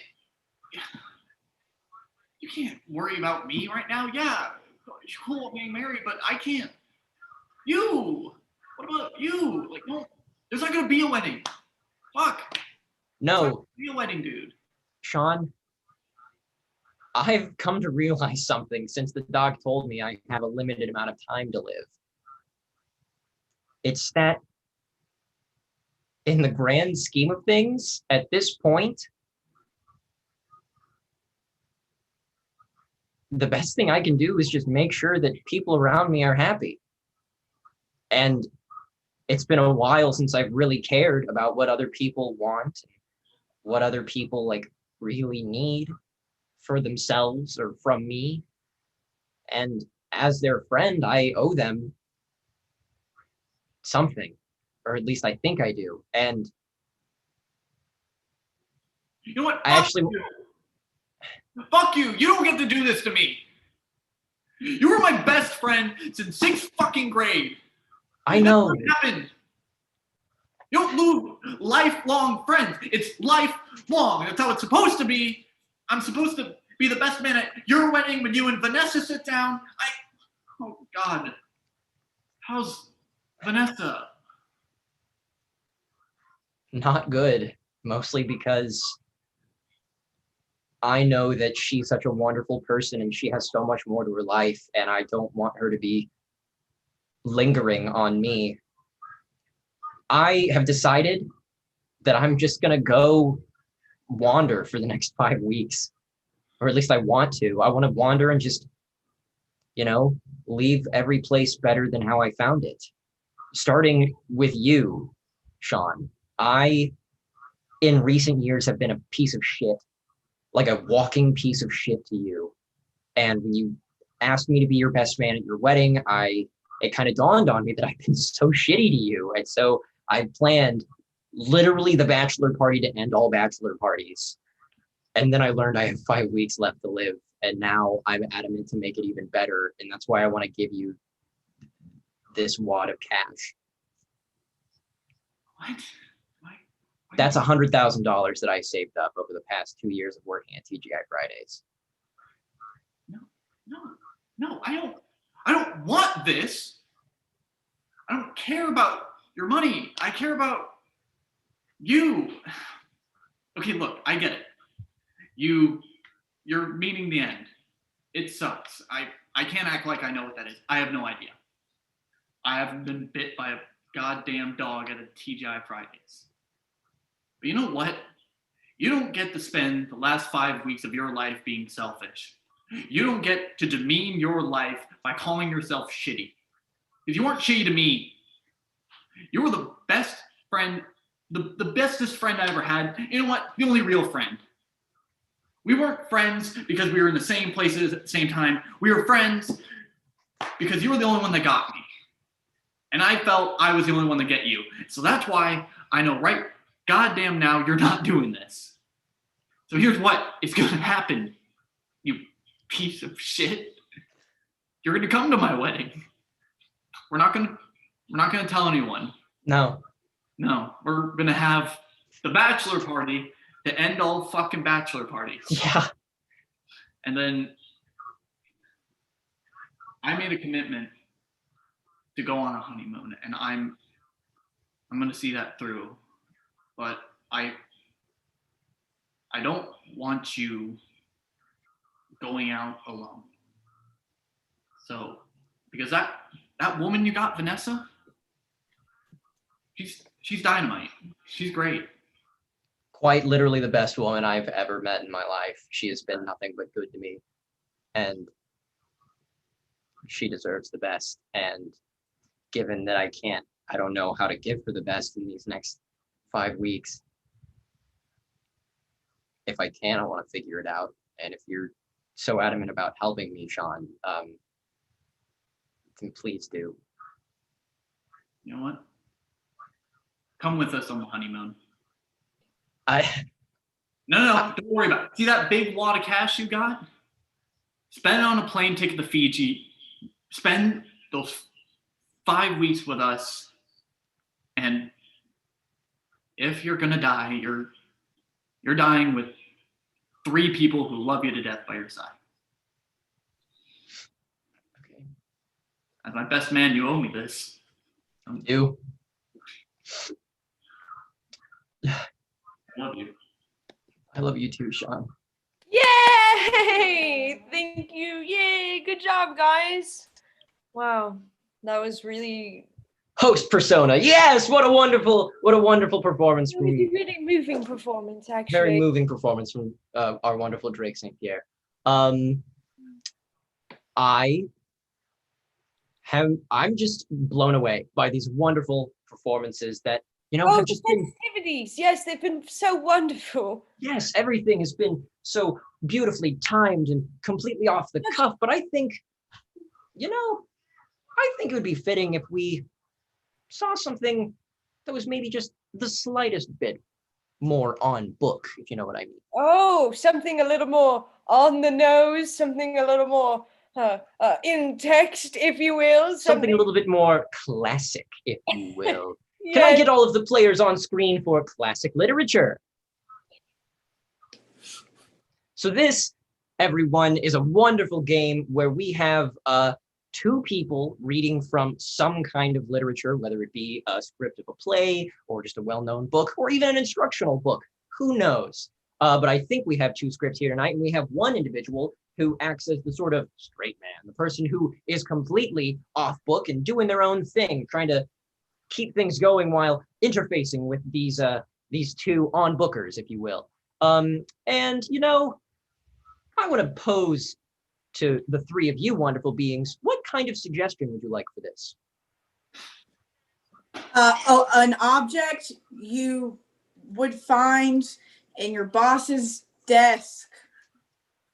Quite specific, but let's go with that.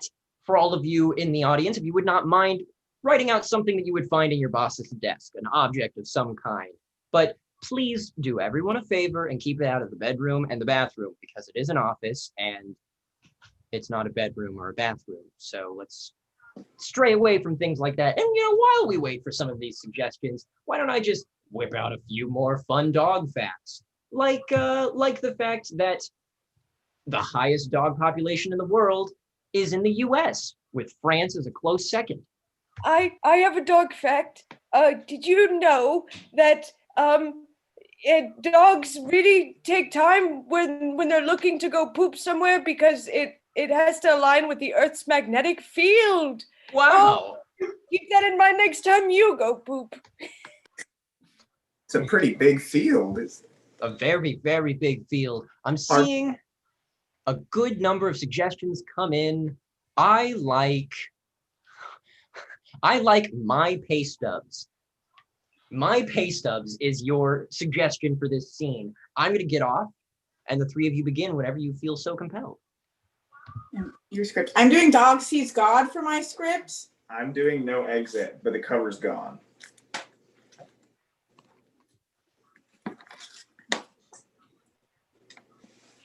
Very funny. No, this isn't funny, Sally. I can't find any of my fucking paychecks, my pay stubs. I'm fucking... Randy,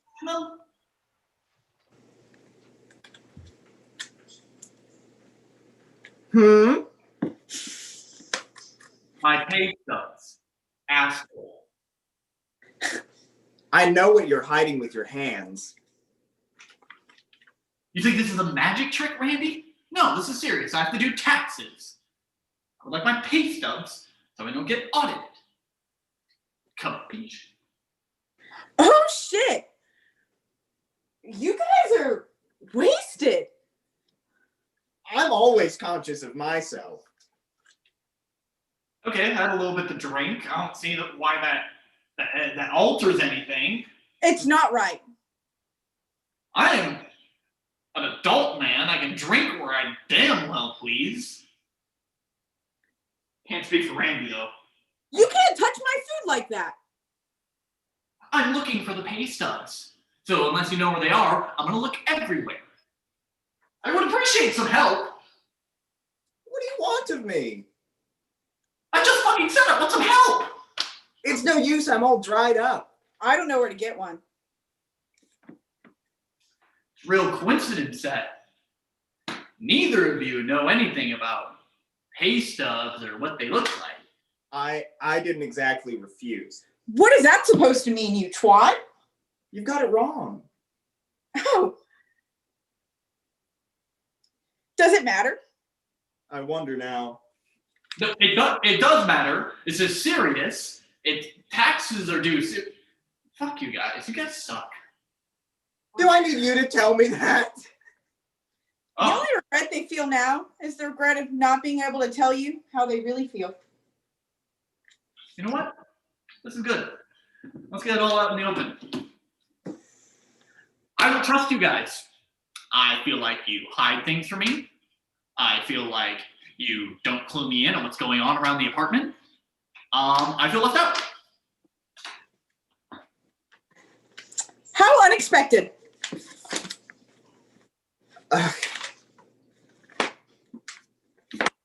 Day and night, I paced myself from the window to the door, from the door to the window. I pried into my heart. I sleuthed myself like a detective. See this? I'm playing the smallest violin in the world for your sob story, Randy.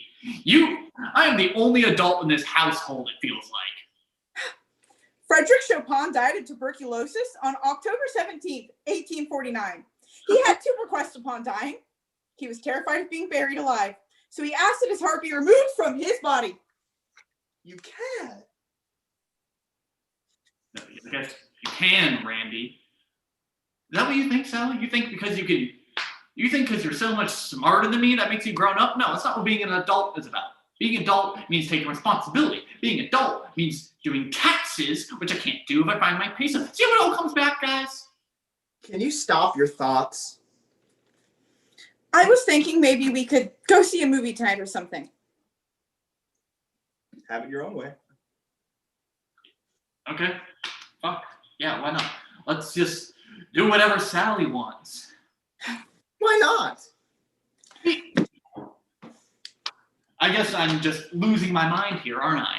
I guess, you know what, fine. Let's go to the fucking movie. I'll get my jacket on.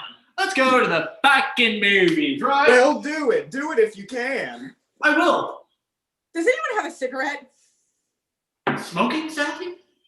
Are you smoking again? Not likely. I'm not scared. Sally, is this why you were short on rent this much? Because you're buying cigarettes by the pound? Can you keep a secret? Yes. You're fat. Then you must be right. No.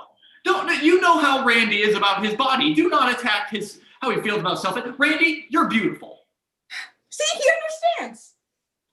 You don't even know what they expect. Look, I get it. You know, it's nicotine. It's addictive. You know, people smoke. That's fine. But rent comes first. Are you?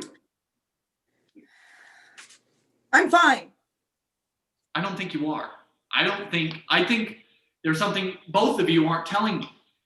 And as a valued member of this household, I feel like I should know. Can't we just blame the government or the educational system? Puberty?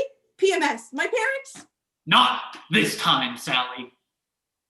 This time, we're gonna take responsibility for ourselves. I'll go first. Maybe I should keep track of my pay stubs.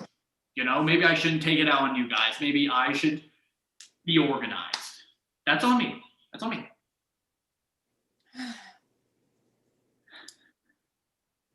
Fuck off, Squirt.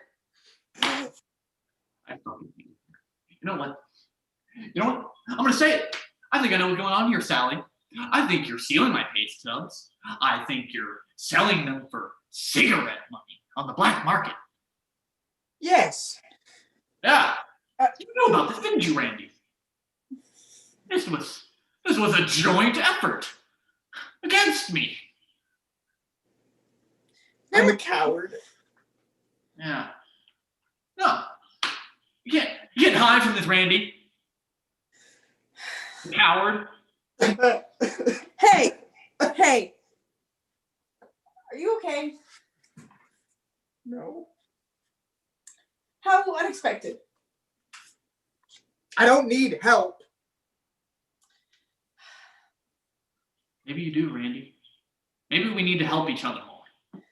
Maybe I haven't been the best roommate. Maybe you guys haven't been the best roommate. Maybe I'm not the grown-up I think I am. I understand now. I know why they put us three together.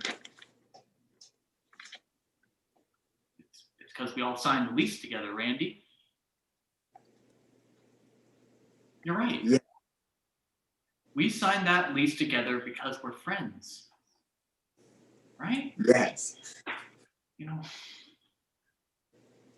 Sally, I'm sorry I attacked your cigarette addiction. That was a low blow. Oh yeah. Okay. Well, there's not a whole lot of that necessary. That's better. You fucking say it. You fucking say it. I hate him. I hate him. Okay, I get it.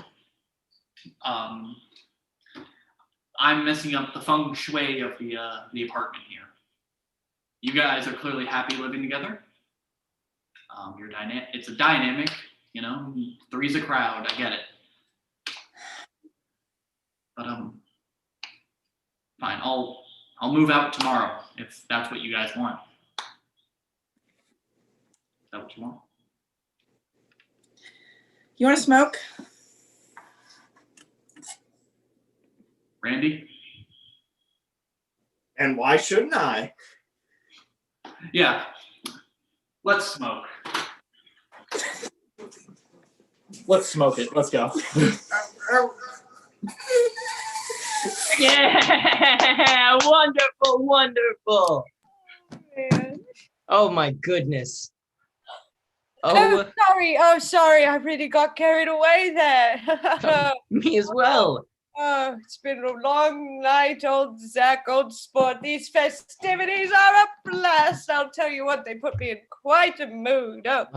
This has just made my week all the better. I cannot deny that one bit. It makes me, it just makes me want to cut loose or cut some paper or my hair or cut a pitch. Or we could cut it out.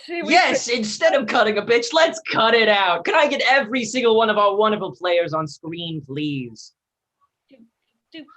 All right. So, Cut It Out is a wonderful all-player game. We're all going to play. It'll be divided up into sections, and we're gonna have 3 sections. But before, do you mind if I get those suggestions, Zach? Absolutely.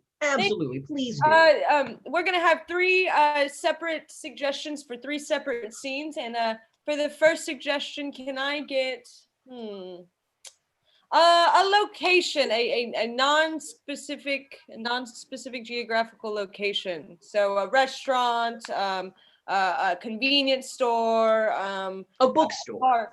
Those are all examples. Yes. For the second one, can I get an object that means a lot to you? And then for the last one, can I get an emotion? Can I get an emotion? Can I get an emotion for the last one? Do you have any good dog facts for us, old Zach, while we wait? Always, always. I have a slew of dog facts. For example, apparently dogs can see in color. They just see color the same way that a colorblind person does. Oh, yeah. Yeah. I don't know what like the ratio like is, not the ratio, but like the split, because some colorblind people can't see others. I don't know what the color split is, but For the first one, we're going to do a haunted toy shop. Is the first one. For the second one, it's going to be pulled out wisdom teeth. excellent. And then for the third one, it's going to be. If I could pitch my vote for a favorite, I like Unhinged. I also unhinged. Unhinged. Okay. Unhinged for the Unhinged. emotion. Alrighty. So how Cut It Out is going to work is we'll all go off screen and it'll be 3 separate scenes and about 3 to 4 people. They can be less than that, they can be more than that, but that's the range we aim for. And after we see about a minute of each of those scenes, we will then vote. And how voting will work is do a Twitter poll, correct? We will put a Twitter poll. I'll put a link to it in the live chat here. And you will vote on the scene that you like you want to cut. Yes, the one you want to see gone. Yes, and then once we give it a few, like a minute or two, we will then all yell together, cut it out. And then we will move on to the last 2 scenes, and then we will have them go for about a minute to 2 minutes, and then we will do the same voting process on Twitter. We'll send a link. I'll have it up on here. And then you will vote, and then we will vote on the one you want to cut out, and then we'll cut them out, and then we will see the last of the final scene. The conclusion, a minute or so longer than the secondary scene, just to finally bring everything nice into a good complete bow tie of an ending. Yes. So just to go through them again, the first one will be a haunted toy shop. The second one will be wisdom teeth, and the third one will be unhinged. So if everyone can get off, and Zach, will you keep time? We'll both way ahead of you. All righty. Let's see a haunted toy shop. Hello, welcome to Twinkle Toes Haunted Toy Shop. If you will please file in nicely. And please remember, do not enter a room by yourself. The ghosts do pick on people when they are by themselves. Thank you. That's why I brought my favorite toy, Sir Piggy Pinkleton. He'll never betray me. Sir Piggy Pinkleton's a little bitch. What did you say about Sir Piggy Pinkleton? You heard me, bitch. I'm a ghost. I'm gonna pick on you and your toys. Sir Piggy Pinkleton is the littlest bitch I've ever seen. Woo! Wait, Dad? Is that the ghost of my dad? How did you find me? Oh, hey, Kyle, is that why you brought me to this toy store? To show me my dad? Jeremy, I didn't know you had kids. That's nice. Must be kind of sad being dead and all. Scene!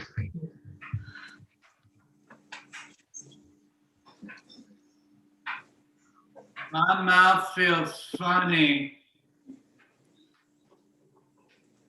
Yeah, kind of think of it. Mine does too. Well, I just want to say that you guys did a great job. You guys might not remember me because you were under my anesthetics, but my name is Dr. Wilson. You guys both had an appointment here to get out your wisdom teeth, and I got them right here. All the wisdom in the world right here. Do you guys have any questions for me? Yeah, give me my tooth back. No, I want my teeth. Well, see, you signed a form, an agreement, one would say. Yeah. And it states that once you get your wisdom teeth removed, I get them. Okay? What? I get the wisdom teeth, and I get to keep the wisdom teeth. Scene!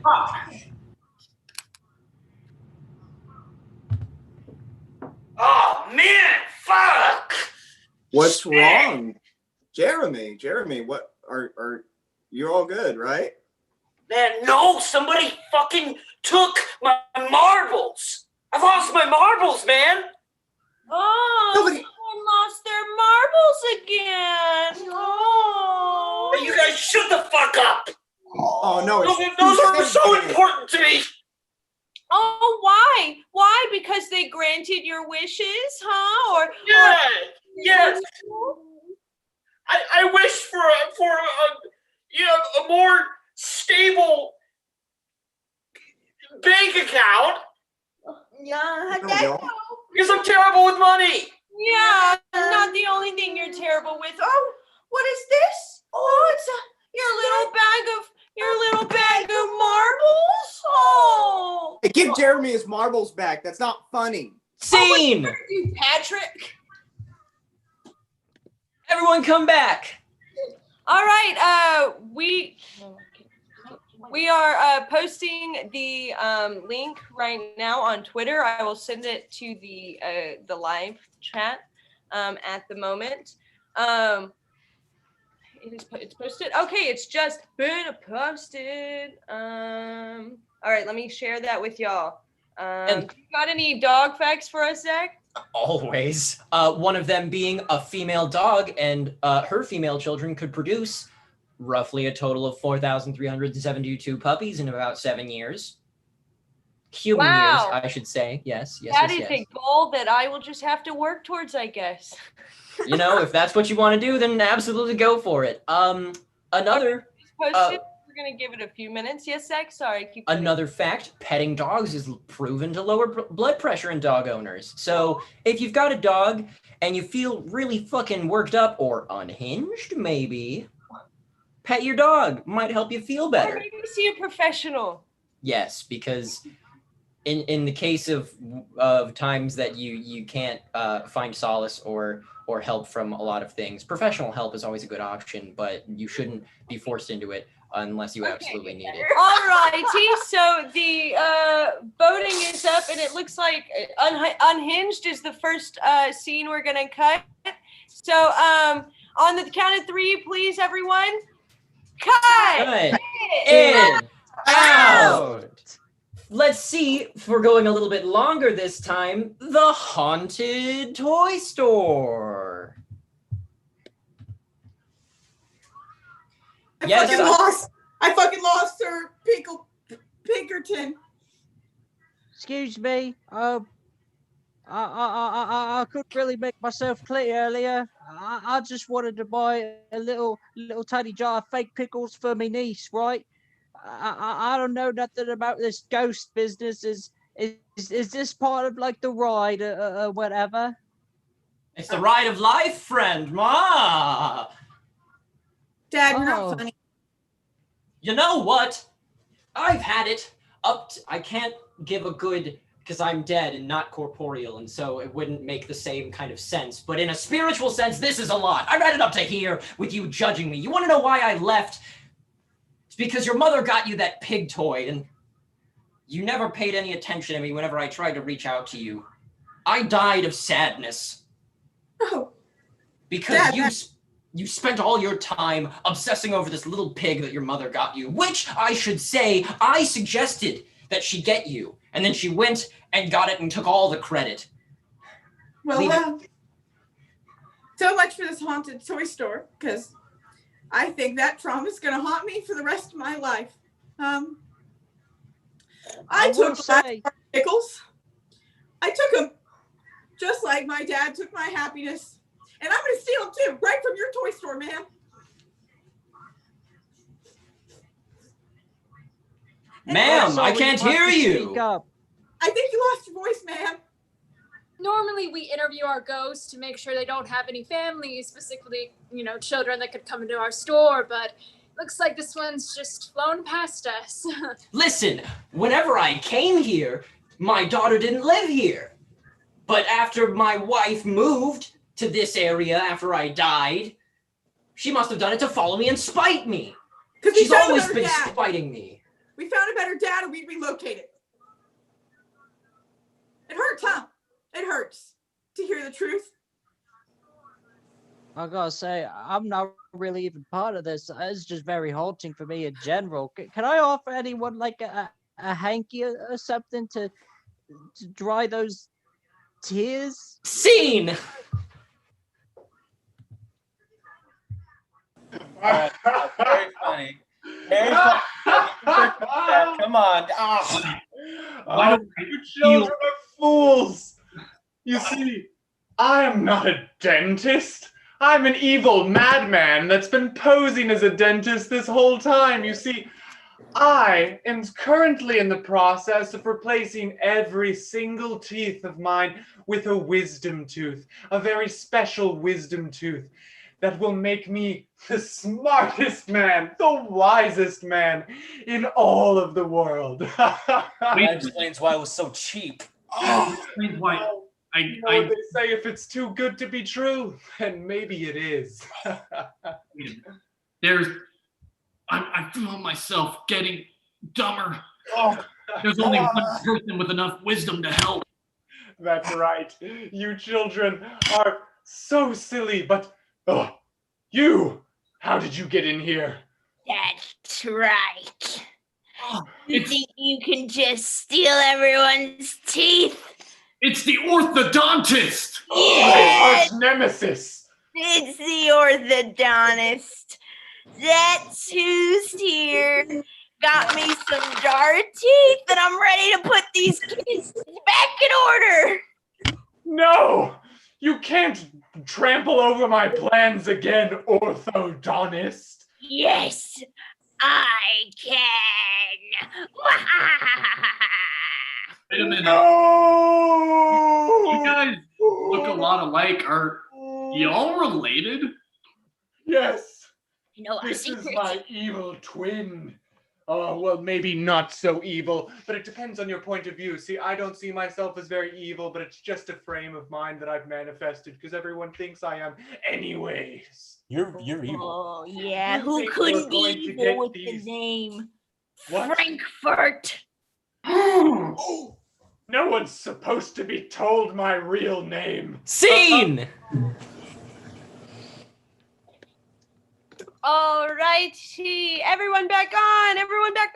Okay, so from just what we realized last time in doing it the first round of voting, we need to let voting go a little longer because the results ended up being different than what we had originally decided. But that's okay because whatever, it doesn't matter. All improv is great, and we love to see all of it. So this is wonderful. So did you just post it? Tweet. All right, I am updating the link right now, and then I will be sending it to. Oh, here we go.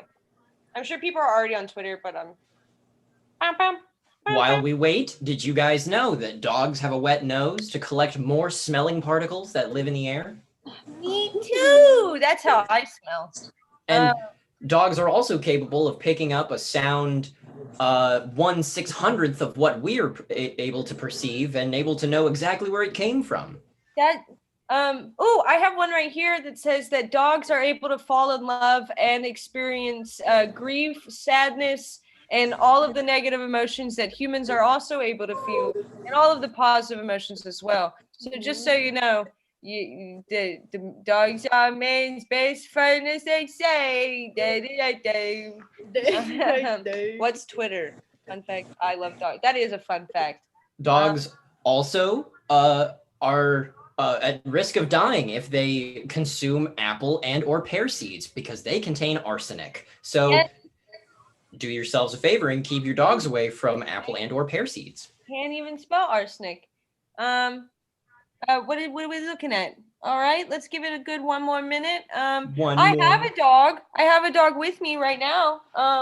Let's show the audience your wonderful pooch. Show the She's a dog. Show the real-life dog. She's a real life animal, breathing. She can't improvise though. She doesn't know how. She's still learning how to pay her taxes, and learning to not poop in her pants. But so aren't we all in the grand scheme of things? Just Wait, learning does she how have to pants? in our pants. I think that gives us enough time, and it looks like by a very close call, Wisdom Teeth is going to be the one we are cutting out. So on the count of 3, can we cut it out? 1, 2, 3. Cut it out. out. Let's see the conclusion of Haunted Toy Store.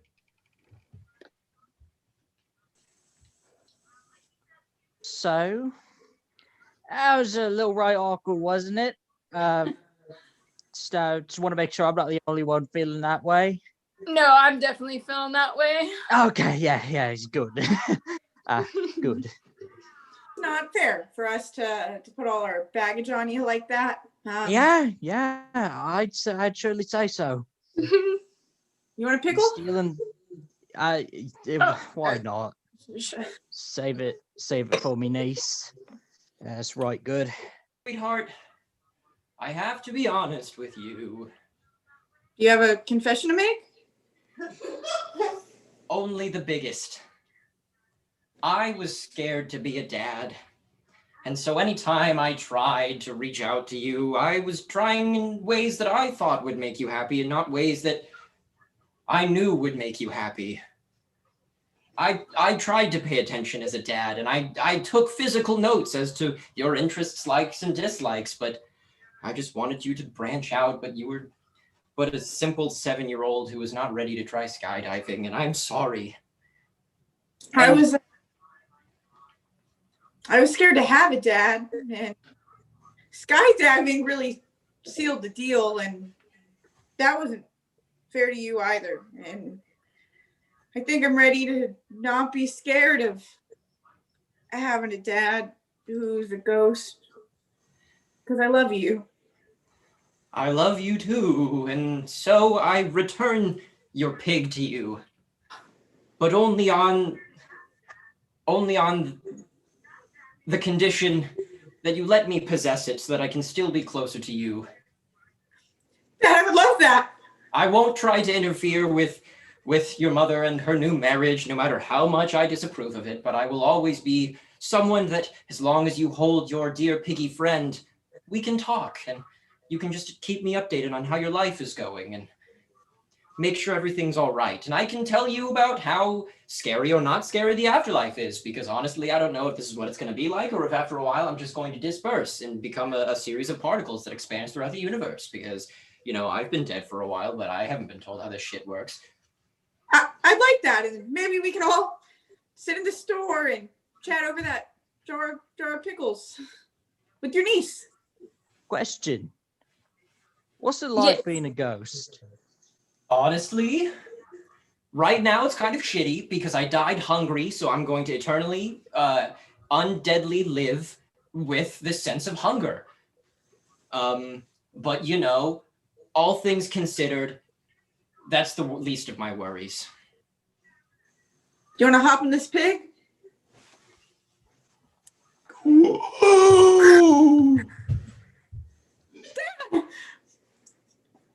It's good to be with you, Dad. I love you, sweetheart. I love you too. That's right, beautiful. Yeah, can I get one of those hankies? Oh, of course. There you go. I only got trash bags, but like, just as good. There you go. Scene! Yay! Yay! Everyone back on. Awesome. That was such a beautiful moment.